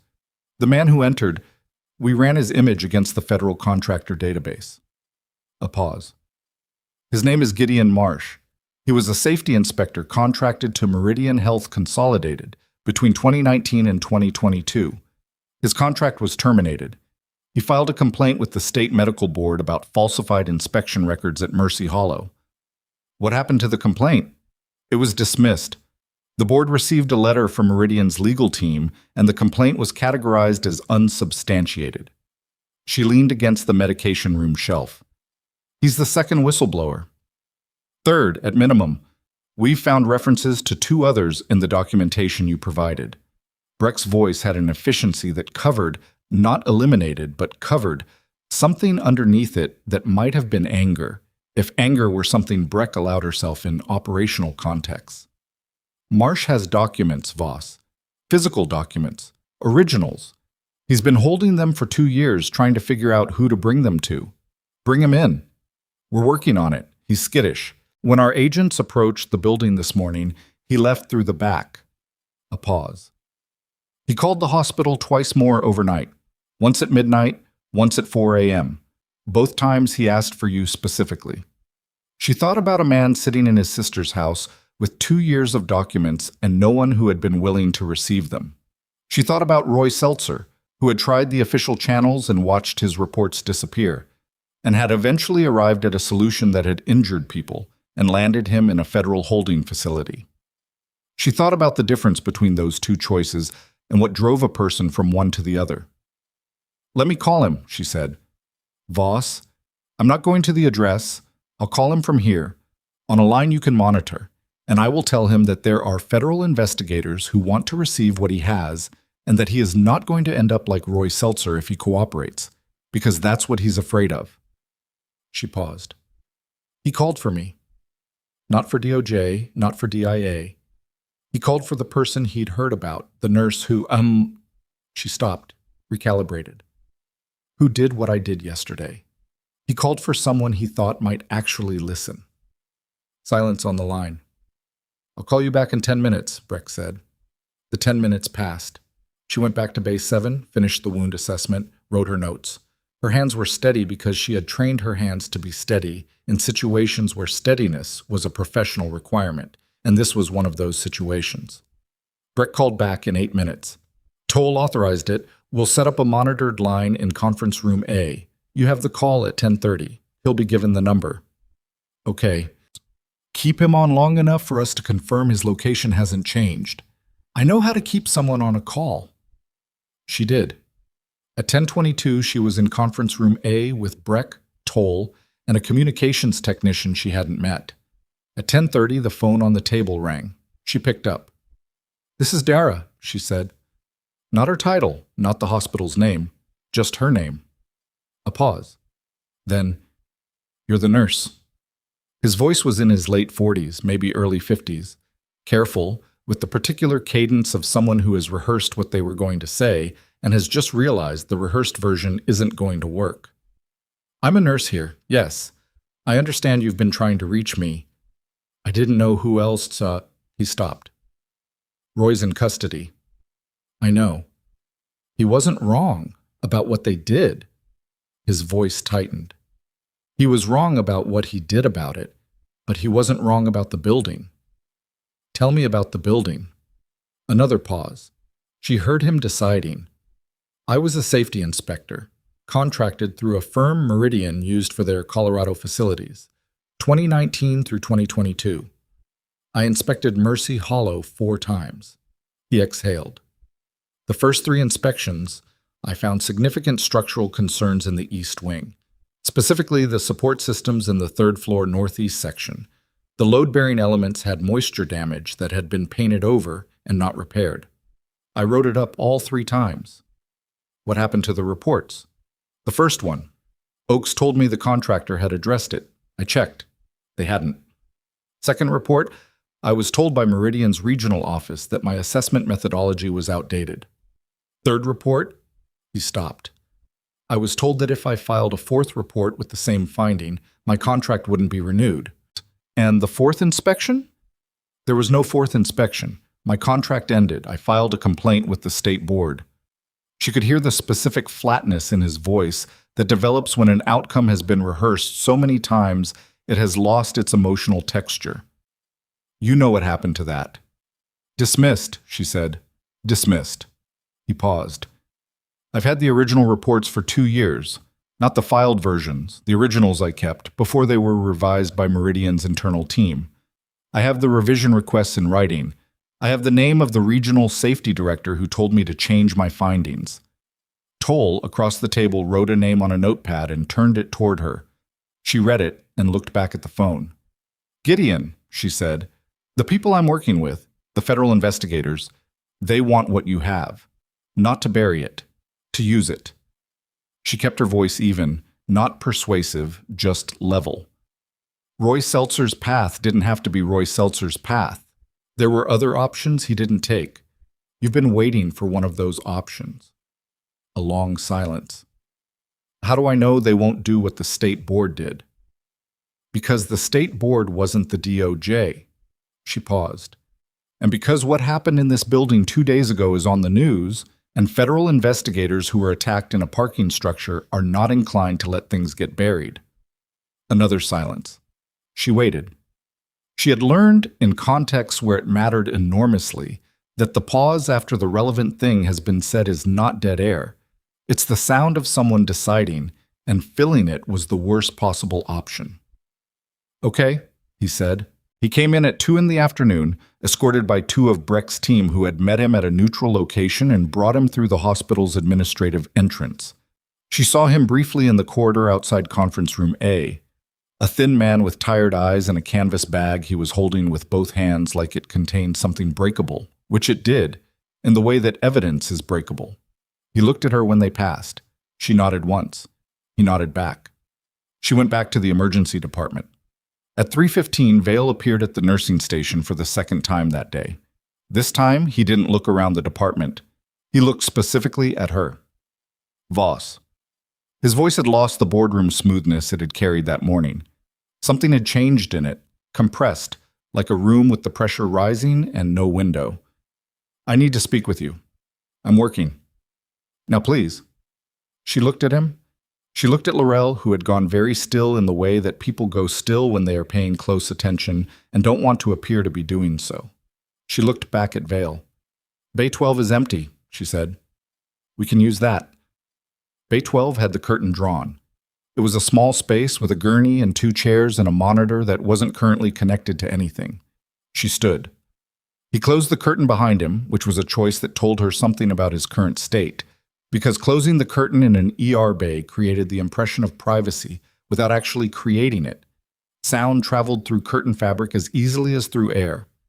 I know there are investigators in this building, he said. His voice was controlled, but the control was effortful in a way it hadn't been 2 days ago. I know they've been talking to staff. He looked at her. I need to know if they've talked to you. She looked back at him steadily. I think you should have this conversation with your attorney. I need to know what you told them. Mr. Vale. She kept her voice at the same register she used for difficult family conversations. Not cold, not warm, flat in the way that flat is different from either. I'm a nurse. If you have questions about the hospital's administrative situation, you need to talk to legal counsel. I can't help you with that. You were on duty during the explosion. You interacted with the federal agents who came in yesterday. He stopped, recalibrated, but the recalibration was visibly rough. You've been in this department for 8 weeks, and somehow you're doing my job, she said. Same as every day. He looked at her for a long moment. There was something in his face she recognized. Not the surface version of it, the boardroom authority, the operations VP posture, but what was underneath, which was fear in the specific form it takes when someone realizes that a situation they thought they were managing has been managing them. You're not just a nurse, he said. Good night, Mr. Vale, she said. She pulled the curtain back and walked back to the nursing station. She heard him leave the bay behind her. She heard his footsteps go toward the department exit. She did not watch him go. Laurel was looking at her. Don't, Dara said. I didn't say anything, Laurel said. I know. The afternoon ran. She ran with it. At 4:47, Toll called her cell. She took it in the medication room. Marcia's documents confirm everything, he said. His voice had the quality of someone who has been building a structure and has just watched the final piece lock into place. The original inspection reports, the revision requests, the correspondence from Meridian's regional safety director, a man named Cole Britton, who we now have communications between him and Shorn's office going back to 2020. A pause. We're filing for warrants tonight, multiple subjects. Shorn, Vale, Oaks, wherever he is, Britton. Another pause. It's going to move fast from here. How fast? Shorn is in Denver. We'll have federal agents at Meridian's headquarters by 9 a.m. tomorrow. The state will move on Vale and Britton concurrently. He paused. I need you to stay in the building until we execute.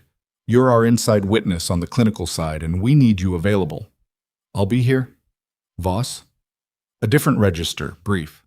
What you've put together over 8 weeks combined with what Marsh brought in today, this is a complete evidentiary chain. Whatever happens tomorrow, you should know that. She didn't need him to say it, but she heard it. She ended the call and stood in the medication room for a moment in the specific quiet that comes just before something large begins to move. She had been in that kind of quiet before. The operational pause before the thing you have prepared for becomes real. The moment where preparation runs out and the next thing is just the next thing. She had learned in those moments to want things only as much as was useful, to hold the outcome loosely, because outcomes had their own momentum once you put them in motion, and what you controlled was the work that led to the motion, not the motion itself. She went back to the floor. She worked until 7. At 6:52, while she was completing end-of-shift documentation, a code blue was called in Bay 8. She was closest. She moved. The patient was a man in his 60s, admitted 2 hours earlier with atypical chest pain. She knew his chart, had reviewed it at handoff, had noted the labs that were borderline and the attending's decision to observe. He was in ventricular fibrillation now, monitor screaming, and the nurse who had been with him had already started compressions. She took over assessment, called for the crash cart, got the defibrillator ready while the other nurse maintained compressions. The resident on duty, Folger, who had grown measurably over the past 2 days, came in fast and took the airway. Rhythm check, she called. V-fib, still. Charging, everyone clear. The shock delivered, the monitor rechecked. V-fib, still. Resume compressions, 1 milligram epi going in. The next 5 minutes had the particular dense quality that emergency medicine always had at its most serious. Not dramatic, not cinematic in the way people imagined emergency medicine, but compressed, each action leading to the next with the logic of a system under pressure. She had been in this kind of time before. She moved through it the way she always moved through it, without waste, without performance. Third shock. Rhythm check. Sinus tachycardia, pulse present. The room exhaled as a collective. Good rhythm, she said. Blood pressure? 92/60 and climbing, the nurse said. Start a dopamine drip, get cardiology on the phone, and I want a 12 lead in the next 2 minutes. She stepped back from the bed to let the process continue without the crowding that helped no one, and looked up to find Holt standing in the bay entrance. He had come at the code call. He was watching her Popotei. Not critically, not with the quality of supervision, but with the particular attention of someone who has revised their understanding of a person and is still in the process of completing the revision. Good work, he said. She nodded once. He came in to review the patient. She went back to her documentation. At 7:08, she was finishing her last chart when her phone buzzed. Not Toll, not Breck, not Ferret. A number she didn't have saved, which immediately raised the register of her attention. She answered. Miss Voss? A woman's voice, controlled, measured, with the specific precision of someone who chooses their words at a speed that looks like fluency, but is actually something more deliberate. My name is Patricia Shorn. I'm the Chief Executive Officer of Meridian Health Consolidated. She kept her face neutral. The nursing station around her was changing shifts. People moving, talking, the ordinary end-of-day transition. She kept her voice low and walked 2 steps away from the station. Miss Shorn, I understand you've been having conversations with federal investigators over the past 2 days. I'm not sure what I can discuss with you. I'm not asking you to discuss anything. I'm calling to offer you something. A pause, precisely calibrated. I'm aware of your service record. I'm aware of the work you've done this week, the extractions, the Seltzer situation, the coordination with Ferret's team. I'm aware of what you are. The voice stayed level, but there was something moving underneath it, like current under ice. You're a person who gets things done, who works inside systems when systems are functional and around them when they're not. She waited. Meridian has facilities in 7 states, Shorn continued. What we've lacked at a systemic level is exactly the kind of institutional oversight that prevents situations like this one from developing. I'm prepared to offer you a senior position, National Patient Safety Director, new role, real authority, significant compensation, in exchange for a conversation about what information has been conveyed to the DOJ and what, if any, of that information pertains to decisions made at the corporate level rather than the facility level. The nursing station around her hummed with the ordinary life of a medical department at shift change. You're asking me, she said, with the flatness of someone confirming a translation, to tell you what the federal investigators have and to help you separate yourself from the facility-level executives. I'm offering you an opportunity that, Miss Shorn, she kept her voice level, because anything other than level would have been a waste. I have a job. I like my job. She paused. I'm going to end this call now and report it to the investigators. I'd suggest you spend whatever time you have before 9 tomorrow morning with your legal counsel. A beat of silence. Then, that's a mistake. Maybe, she said. Have a good night. She ended the call. She stood in the corridor for 4 seconds. Then she called Toll and told him about Shorn's call, the offer, the specific language Shorn had used about separating corporate liability from facility-level decisions. Toll's voice, when he responded, was the flattest she had heard it. She just handed us obstruction of justice on top of everything else. I know. You recorded it? My phone auto-records calls when I've enabled it. Yes? Another silence. Send it to Breck. Already doing it. She had the file uploading as she spoke. Voss. His voice shifted. Not warmly. Toll didn't do warmth, but with a quality of direct acknowledgement that was its own kind of thing. Tomorrow is going to be a long day. Go home and get some sleep. She looked through the ER doors at the department behind her, the board, the patients, the staff she had worked alongside for the past 2 days, the organized machinery of a place that had been through something and was still running. Yeah, she said, I'm going. She was halfway to the exit when Laurel caught her. Dara. She used the first name without ceremony, which she hadn't done before. Before you go. She held out a folded piece of paper. This was in the suggestion box, on paper, which nobody has used in approximately 4 years. She took it and unfolded it. The handwriting was different from last night's note. Cursive this time, small and careful, the handwriting of someone who had learned it before everything became typed. 2 lines. They destroyed my reports. They destroyed my career. But they can't destroy what I put in the walls. Check the East Wing maintenance access, subfloor panel B7. What I left there in 2021 will answer every question they still have. She read it twice. She looked at the folded paper. The East Wing was still cordoned off from the explosion damage, accessible to authorized personnel with the right clearance, which meant federal investigators who had been in and out of the debris assessment for the past 2 days. The note was not from Roy Seltzer. The handwriting was wrong. The note was from Gideon Marsh, who was, according to Breck's last update, safely in a federal building providing testimony, who should not have been able to leave a note in Mercy Hollow General's suggestion box. She looked up at Laurel. When was this put in the box? I found it about 40 minutes ago. I don't know when it was put in. 40 minutes ago, Gideon Marsh had been in federal custody providing testimony, or he had been somewhere else entirely. She pulled out her phone and called Breck. The call went to voicemail. She called Toll. No answer. She called Ferret's number, the same number he had given her the day of the explosion. And it rang 4 times before picking up, and the voice that answered was not Ferret. It was someone she didn't know who said, "Who is this?" in the tone of someone holding a phone that wasn't theirs. She ended the call. She stood in the hospital corridor with the piece of paper in her hand and the particular quality of silence that descends when a situation has changed shape without warning, and the next step forward had just become significantly less clear than it had been 60 seconds ago. Her previous certainties lined up and examined themselves. Toll and Breck were not answering. Ferret's phone was with someone else. Gideon Marsh had left a note in this building at a time when he should not have been in this building.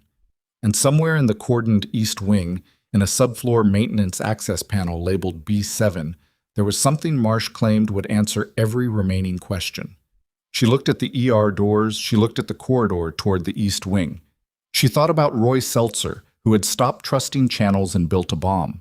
She thought about Gideon Marsh, who had waited 2 years with a canvas bag full of documents. She thought about the distance between those two choices and what lived in the space between them, which was the question of whether the channels you'd put your trust in were still functional or whether something had happened in the last 40 minutes that had changed the answer. She folded the note. She put it in her pocket. She walked toward the East Wing.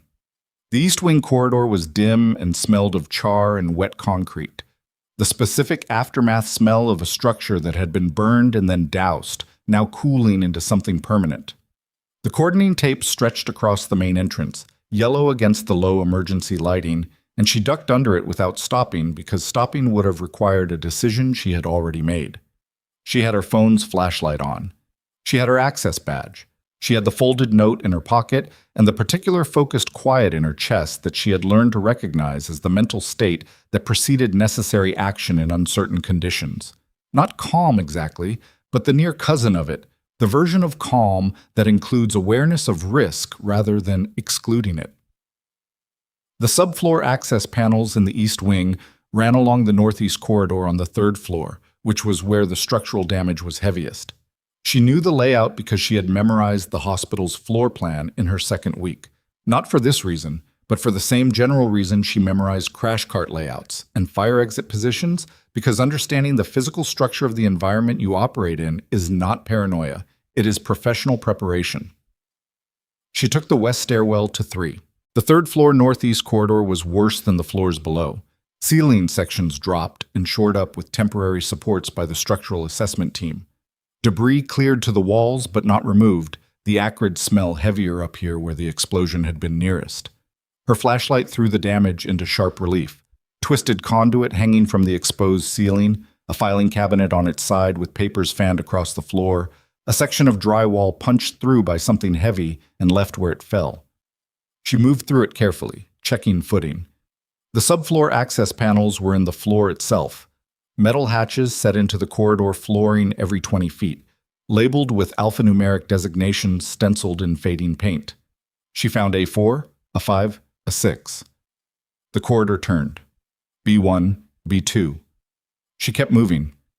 B7 was at the far end of the northeast section, closest to where the explosion had been centered. The structural damage was at its worst here.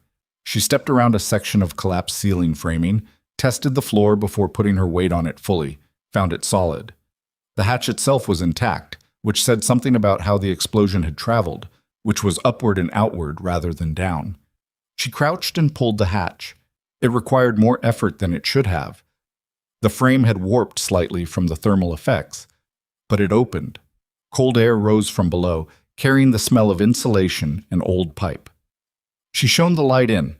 The subfloor cavity was about 3 feet deep, full of the standard institutional infrastructure: pipes, conduit, junction boxes.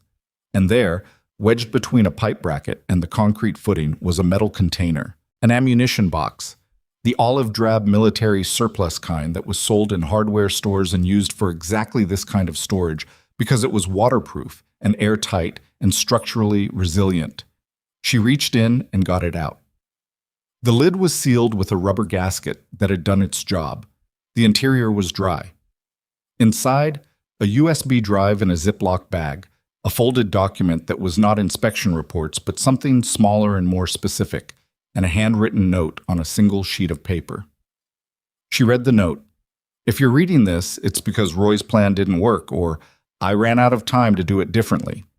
My name is Gideon Marsh. In 2021, I was told by Cole Britton, at the direction of Patricia Shorn, to falsify the structural safety certification for this wing. I refused. He revised the report himself and filed it under my credentials without my knowledge. The USB has the original files with metadata proving the filing timestamps and terminal ID of the revision. It was made from Britton's office computer, not mine. The document is a letter I received from Shorn's executive assistant 2 days after the revised certification was filed, offering me a consulting contract contingent on my silence. I never signed it. I kept it. This is everything. Use it. She sat in the dim northeast corridor of the 3rd floor with an ammunition box in her lap and read the note a second time. The USB contained what Toll's team hadn't had yet. Not just evidence of concealment, but evidence of active credential fraud. Someone had filed a falsified federal safety certification under Gideon Marsh's professional credentials without his knowledge or consent, which was not just negligence, not just suppression of reports, not just retaliation against whistleblowers. It was document fraud, identity fraud, and criminal falsification of a federal safety record. It was the top of the chain. She photographed everything with her phone. The note, the document, the USB still in its bag, the interior of the box, the position of the box in the cavity. She did it methodically, in sequence, because photograph documentation of chain of custody was not nothing, and she had learned that the difference between evidence and inadmissible evidence was sometimes just the question of whether someone had photographed the context. Then she tried Breck again. This time it rang twice and picked up. Voss. Breck's voice, clipped with background noise behind it. Movement, voices. The specific audio environment of an operational situation in progress. Where are you? 3rd floor, northeast corridor, east wing. I need you up here immediately. She paused. All of you. What's in the east wing? Everything you didn't have yet. She looked at the box. Including the reason Shorn is personally implicated at the criminal level, not just the corporate negligence level. A beat. We had a communication disruption. Toll's going to explain it. It was a technical issue with the secure line, not... I figured, she said. It wasn't entirely true. She had considered worse possibilities, but it was close enough to what mattered now. Just get up here. Breck and Toll arrived in 11 minutes, with 2 federal agents she hadn't met. Toll looked at the ammunition box the way a man looks at something he has been trying to find for a long time, and did not expect to find in an explosion-damaged subfloor cavity. He put on gloves before he touched anything. He read Marsh's note twice, the way she had read it, and his face did something controlled and specific. Where's Marsh? She asked. Still in testimony, Breck said. He's been in the federal building since 2 p.m. He didn't leave a note here. Then someone did it on his behalf. She looked at Breck. Or he told someone where this was and they left the note to get me here. Or someone wanted you to find this and used Marsh's name to get you moving. Breck met her eyes. We'll sort out which. It didn't matter which, she realized, because the box was real, the contents were real, and the chain of custody was documented in her phone's photo record and in the presence of federal agents who had now received it directly. Whoever had sent her here had, intentionally or otherwise, delivered the final piece of the evidentiary structure Toll had been building. "Is this enough?" she said. Toll looked up from the document, the letter from Shorn's executive assistant still in its plastic evidence bag. "This is significantly more than enough," he said. She stood up and handed him the box. She went back downstairs. At 9:14 that night, federal agents arrived at Meridian Health Consolidated's Denver headquarters and served warrants on Patricia Shorn, who was in her office with her attorney. She had clearly anticipated the evening, but anticipating it and surviving it were different things, and the attorney's presence did not prevent the warrants from being executed or the documents from being seized, or Shorn herself from being placed in custody pending an arraignment that her attorney was already on the phone arranging. Dara was not there for that. She was at home, eating dinner she had actually cooked instead of reheating, sitting at her kitchen table with her phone face down beside her plate. She learned about Shorn's arrest from a news alert at 9:31. She read it once, put the phone down again, and finished eating. Cole Britton was arrested at his home in suburban Denver at 9:45. Dennis Vale was arrested at a hotel in Caldwell City, where he had apparently checked in that afternoon, which suggested he had known the evening was coming and had decided against running, which was either a legal strategy or an absence of viable options dressed up as one. Gerald Oakes was located at an airport in Phoenix at 11 p.m. by federal agents who had been tracking his travel since Laurel had reported his absence that morning. He was detained at the gate. She read each alert as it came. She did not feel what she had expected to feel, which was relief. She felt something more complicated, the particular flatness that follows extended tension when the tension resolves, which is its own kind of exhaustion, distinct from physical exhaustion, the kind that lives in the part of you that has been running calculations and maintaining alertness for days without a break. She slept. In the morning, the hospital was different. Not visually. The building was the building. The ER was the ER. The board had patients on it, and the staff was already in motion by the time she arrived at 7:30. But the atmospheric quality was different in the way weather is different after a front passes. The pressure had changed, and everything that had been shaped by the old pressure was now reorienting to the new. People were on their phones. People were talking in small clusters near the stairwells, near the locker room, in the corridor outside the cafeteria. The news was not hidden.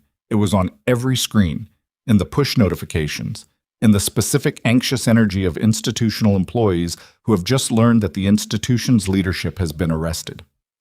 Holt was at the attending station when she came in. He looked like he hadn't slept, which was probably accurate. He also looked, she thought, like a man who had done something difficult and was still in the process of understanding what it had cost him. "Voss," he said. "Holt. You want to tell me what actually happened?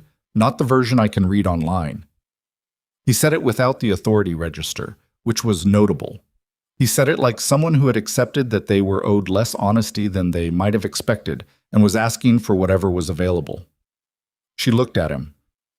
"I was brought to this hospital because the DOJ needed a clinical witness with the access to document what was happening on the floor, things that administrative records would never show. I spent 8 weeks doing that alongside doing my actual job, which is nursing." She paused. "I did not deceive you about my clinical abilities or my intentions in this department.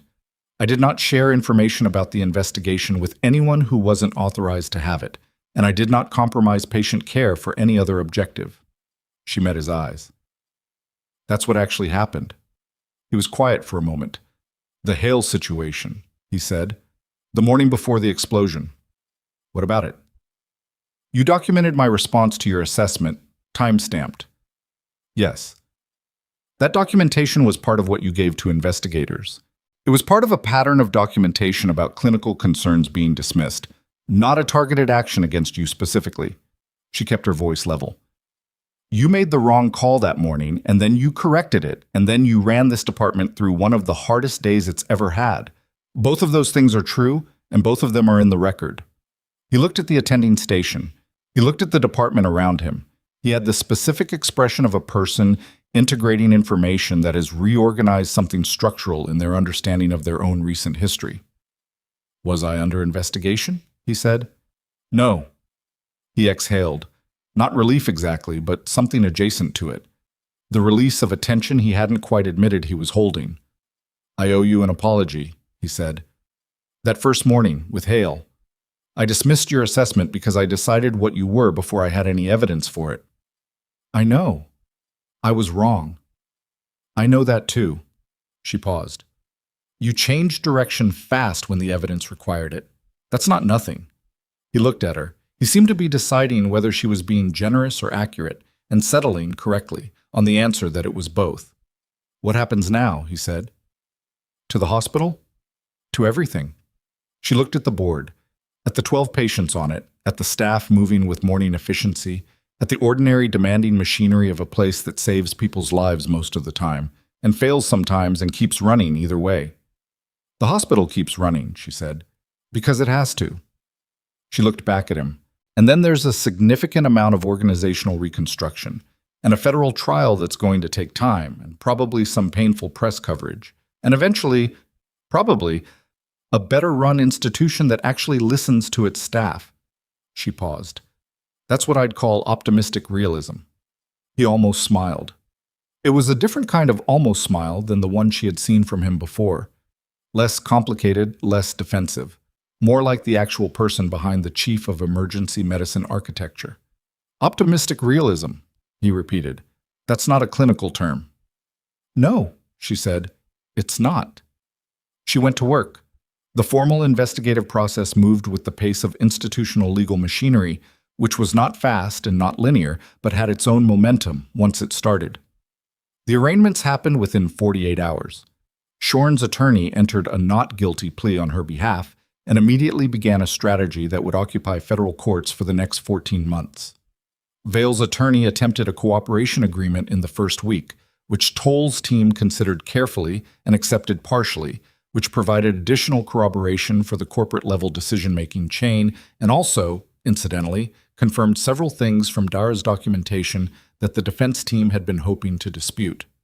Britton's attorney attempted something similar and was less successful because Britton's fingerprints, literal terminal access records, were on the falsified certification filing, and the metadata Marsh had preserved on that USB was not the kind of evidence that cooperation framing could dilute.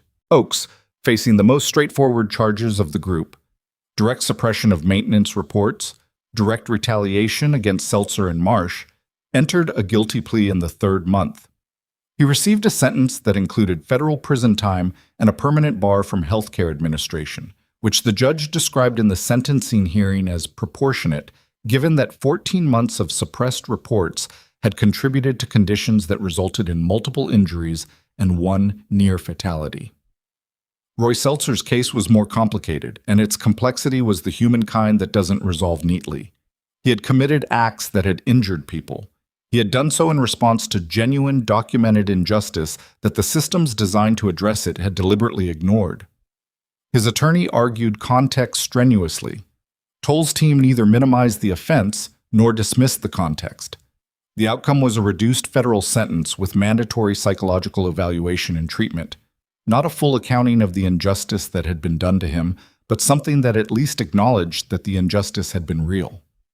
Dara was asked whether she thought this was adequate. She said she didn't know what adequate meant in that context, which was honest, and the person who asked the question wrote it down and seemed to understand why she had answered that way. Marsh received formal exoneration of the professional misconduct complaint that had been filed against his license, a process that required the state medical board to formally reverse a previous decision, which institutions do not do easily or gracefully, but which they did in this case because the evidence of procedural corruption in the original dismissal was documented and public, and there was no defensible alternative. He also received a settlement from Meridian Health Consolidated's liability carrier that he had not sought and did not celebrate, but accepted, because 2 years of carrying that canvas bag had cost him in ways that money doesn't cover but partially addresses. In the fourth month, Dara was called to testify before the federal grand jury. She had testified before, in military contexts, in circumstances with different stakes and different audiences and different definitions of what the truth was supposed to accomplish. This was different.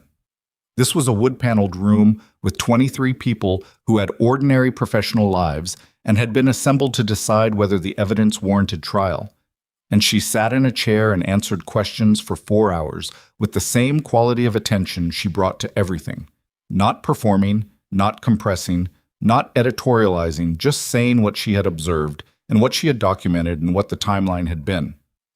Toll told her afterward that the grand jury had returned indictments on all charges within 3 days. She said good and meant it without drama. The trial itself began in the 7th month and ran for 11 weeks, and Dara testified for 2 days of it. The cross-examination tried several angles that were professionally to be expected, questioning the integrity of her documentation, questioning her dual role as clinical staff and investigative witness, questioning whether her military background created a bias toward institutional hierarchy that had shaped her observations. She answered each angle the same way she answered everything, which was directly and without defensiveness, because defensiveness was the most expensive thing you could be in a cross-examination, and she had known that before she sat down. The jury deliberated for 6 days. Shorn was convicted on 11 of 14 counts, including criminal falsification of federal safety records, obstruction of justice, and reckless endangerment. The sentence was significant: federal prison, substantial financial penalties, and a permanent lifetime bar from healthcare industry leadership. Her attorney immediately filed for appeal, which was her legal right, and which would occupy additional years. But the conviction stood as the basis, and the appeal did not alter the immediate consequences. Vale's partial cooperation reduced his exposure on several counts, but not on the central charges. He was convicted on 8 counts, sentenced to federal prison, and lost his professional licenses across 3 states. The cooperation credit gave him a shorter sentence than Shorn's, but did not, the judge noted at sentencing, reflect exoneration of the conduct. It reflected the mechanical incentives of a legal system that prioritizes information over symmetry. Britton received the harshest sentence of the group because the terminal records showing that he had filed a falsified certification under another professional's credentials while that person's career was being destroyed were the most direct evidentiary line between a corporate decision and a specific human harm, and the jury's deliberation notes, which became public in the legal record, showed that this had weighed heavily. Dara read the sentencing coverage on her lunch break at Mercy Hollow in the break room with a cup of coffee that had gone slightly cold. She read it through once. She closed the article. She finished the coffee. Laurel came in for her own break and sat across from her. "Well?" Laurel said. "Well," Dara said. 11 weeks of trial and 11 counts for Shorn. "Yeah." Laurel wrapped her hands around her own cup. "Are you okay?" She thought about that. It was a simple question and deserved a real answer rather than an automatic one. "I'm tired," she said. "I've been tired for a while, but yes, I'm okay." "That's a human answer," Laurel said. "I'm trying those more often." Laurel looked at her with the specific directness of someone who has worked beside a person through something difficult and has therefore earned a certain kind of frankness. "What are you going to do now, after all this?" "Keep doing my job." "Here?" "I was offered something else." She said it without particular emphasis. "Toll's team. Consulting position, healthcare institutional oversight, working with federal investigators on facility safety cases." She looked at the table. "It's important work." But this is also important work." She looked up. "And I'm good at it. And I think, after what happened here, this department specifically could use someone who's going to stay." Laurel was quiet for a moment. "Holt asked me last week whether I thought you'd leave." "What did you tell him?" "I said I didn't know. I said I thought you'd stay if you thought it mattered." She paused. "Does it matter?" She thought about a man named Warren Hale, who had sat on a gurney with his body quietly losing an argument against pain while the physician who should have listened turned away. She thought about Gideon Marsh and his 2 years of careful, futile hoping that the official channels would eventually work. She thought about a young resident named Folger, standing in a bay with asymmetric breath sounds and a differential he couldn't quite close, who just needed someone to ask him what he already knew. "Yeah," she said, "it matters." The hospital restructured over the following months with the particular laborious difficulty of institutions that have had their rot removed and must now decide whether the remaining structure is sound enough to build on. New administrative leadership came in. An interim director named Sylvia Parr, who had spent 2 decades in hospital administration with a specific track record in post-crisis operational recovery, and who arrived without any of the institutional defensiveness that had characterized Oakes's tenure. She was not warm, exactly, but she was direct, and she listened, and when nursing staff brought concerns to her, they received responses that contained actual engagement rather than management language deflection. Holt changed, not entirely. He was still Preston Holt, still the man who had spent 18 years building his department's identity around his own authority, still capable of the particular blinkered confidence that had nearly cost Warren Hale his life on a Tuesday morning. Those tendencies didn't evaporate because a building exploded, and a probationary nurse turned out to be someone with a more complicated history than her badge suggested. But they changed in the way that things change when a person has been forced to hold their own decisions up to light and look at what they actually are. He began requiring documentation review on all clinical concern dismissals, a new protocol that he wrote himself and submitted to Parr, which required any attending physician who declined to act on a nursing staff concern to document the clinical reasoning for the decision and have it reviewed by a second attending within 24 hours. He presented it to the department as a patient safety measure, which it was, and did not say anything about what had generated it because he understood that the measure was more important than the credit. She noticed. She didn't say anything. He noticed that she noticed. He didn't say anything either. Some things don't require words to be complete. In the 9th month, Mercy Hollow held a formal staff recognition event, low-key, in the hospital's main conference room, with the kind of catering that suggests a budget was made available, but not generously, to acknowledge the staff members who had responded during the explosion. The hospital's board, newly reconstituted, had wanted something larger. Parr had overruled them on the grounds that large public events in the aftermath of a trauma were more often for the institution's image than for the people being recognized, and the staff had been given the choice and had chosen something smaller. Dara received a formal letter of recognition from the Colorado Department of Public Health, which cited her clinical actions during the explosion and her cooperation with the federal investigation. She received a certificate.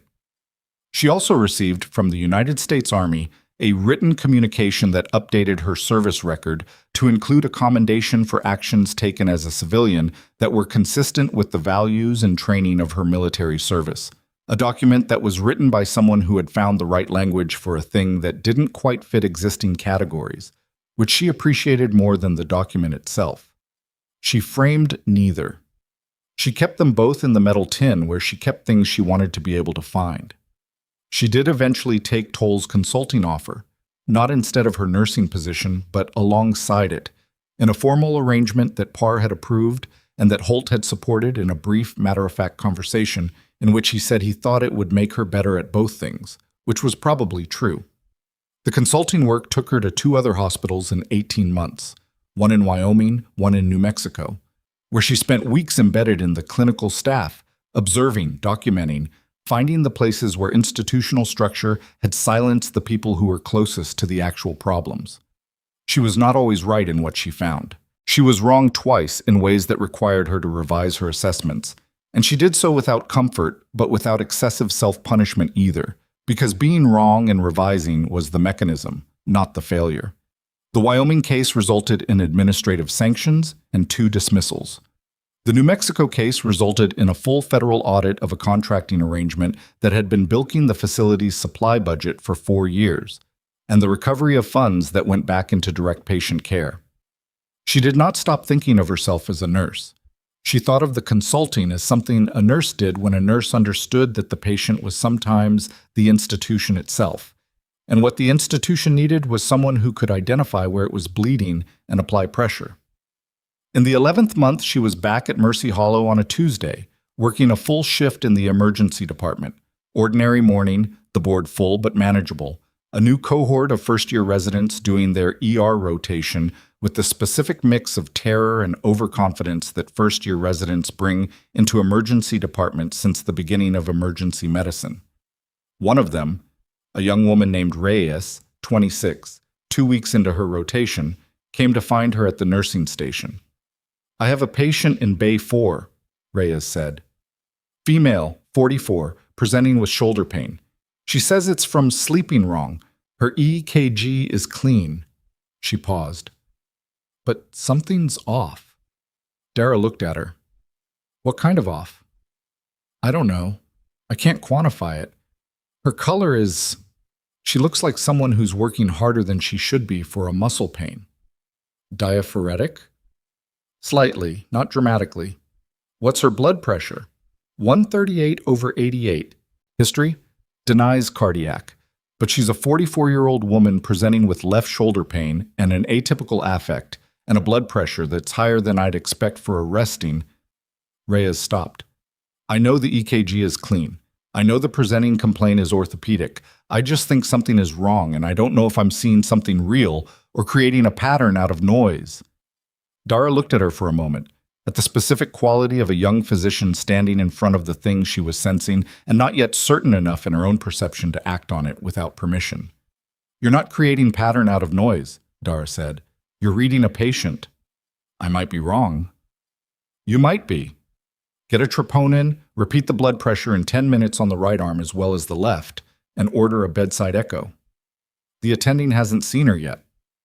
Tell the attending what you told me. She paused. If he doesn't listen, come back and get me. Reyes went. The troponin came back elevated. The patient was in early myocardial infarction, atypical presentation, left shoulder pain, the kind that presents in women with significantly higher frequency than in men, and gets missed with significantly higher frequency for exactly the same reason. She was stabilized, transferred to the cardiac catheterization lab, and would be discharged 4 days later with a stent and a cardiology follow-up and a very specific conversation with her doctor about what atypical MI presentation looked like, which she had been told she should have had years earlier at a routine appointment and had not. Reyes found Dara at the end of the shift. She's okay, Reyes said. I heard. How did you know? I didn't, Dara said. You knew. I just confirmed that what you were sensing was worth acting on. Reyes looked at her with the specific expression of someone absorbing a distinction that is going to matter for the rest of their professional life. What if I'd been wrong? Then we'd have found that out from a troponin and a bedside echo, and no harm done. She looked at the young physician, at the residue of fear still visible in her face, the specific vulnerability of a person who has just learned that their instincts are functional and that following them has weight to it. The worst thing that can happen when you raise a concern is that you're wrong. The worst thing that can happen when you don't raise it is something else entirely. Reyes was quiet. You did well today, Dara said. It was direct and accurate, and she said it the way she said most things, without embellishment, without softening, just the thing itself. She meant it. She went to the locker room, changed out of scrubs, retrieved her bag from the lockbox. She stood in front of the mirror for a moment, not examining herself, just present, the way you are present in the brief pause between one thing and the next. She was 33 years old. She had a nursing license and a military record and a consulting arrangement in a small apartment on the west side of Caldwell City with adequate parking and no doorman. She had documentation skills that had put 4 executives in federal prison and a de-escalation record that included talking a man out of detonating an explosive device in a cafeteria, which was not something that appeared in any standard nursing competency framework, but probably should. She had been dismissed, underestimated, condescended to, and maneuvered around for 8 weeks by people who had looked at her badge and decided what they were looking at. She thought about what that had felt like. Not the injustice of it in the abstract, but the specific daily texture of it, the way it pressed on you, the way it required you to carry more than your job description said you should have to carry just to be taken seriously enough to do the job. She thought about Laurel, who had managed that texture for 19 years. She thought about Reyes, who was going to manage it for a long time. She thought about the 44-year-old woman in the cardiac unit who had been carrying left shoulder pain for a day and a half because somewhere in her experience of medical care, she had learned to doubt whether her own body's signals were worth mentioning. The institutions that were supposed to hold things together, the hospitals, the regulatory bodies, the administrative chains of accountability, they failed when the people inside them stopped listening to the people who were closest to the actual problem. And the people closest to the actual problem were almost always the people with the least institutional power. That was not a coincidence. It was a structural feature. And structural features didn't change because the right people were convicted, or the right documents were filed, or the right executive was removed. They changed when enough individual people, in enough individual moments, decided that what they were sensing was worth acting on, and said it out loud, and refused to accept the silence that the institution reflexively offered in return. That was not a lesson she had learned in the Army. It was not a lesson she had learned in 8 weeks at Mercy Hollow General. It was something she had learned across all of it, in the accumulated weight of every situation where the right information had existed in the hands of the wrong-ranked person, and whether that information reached the decision that needed it had come down, in the end, to whether one person had trusted their own perception enough to say, "I see something. Look." She picked up her bag. She turned off the locker room light. She walked out of Mercy Hollow General into the November evening, which was cold and clear, the mountains visible on the horizon, the sky the particular deep blue of altitude in early winter. She had a shift tomorrow. She had paperwork for the New Mexico case. She had an email from Toll about a facility in Utah that might require attention in the spring, which she would read tonight and respond to with her honest assessment of her capacity, which was the only way she knew how to answer any question. She walked to her car. Somewhere behind her, in a department she had spent 8 weeks inside of, the board had new patients on it, and the monitors were running, and a first-year resident named Reyes was writing up her first caught mappa esat with the careful attention of someone who has learned that what you notice matters, and that noticing it out loud is the whole difference. That was not nothing. That was, in fact, exactly everything.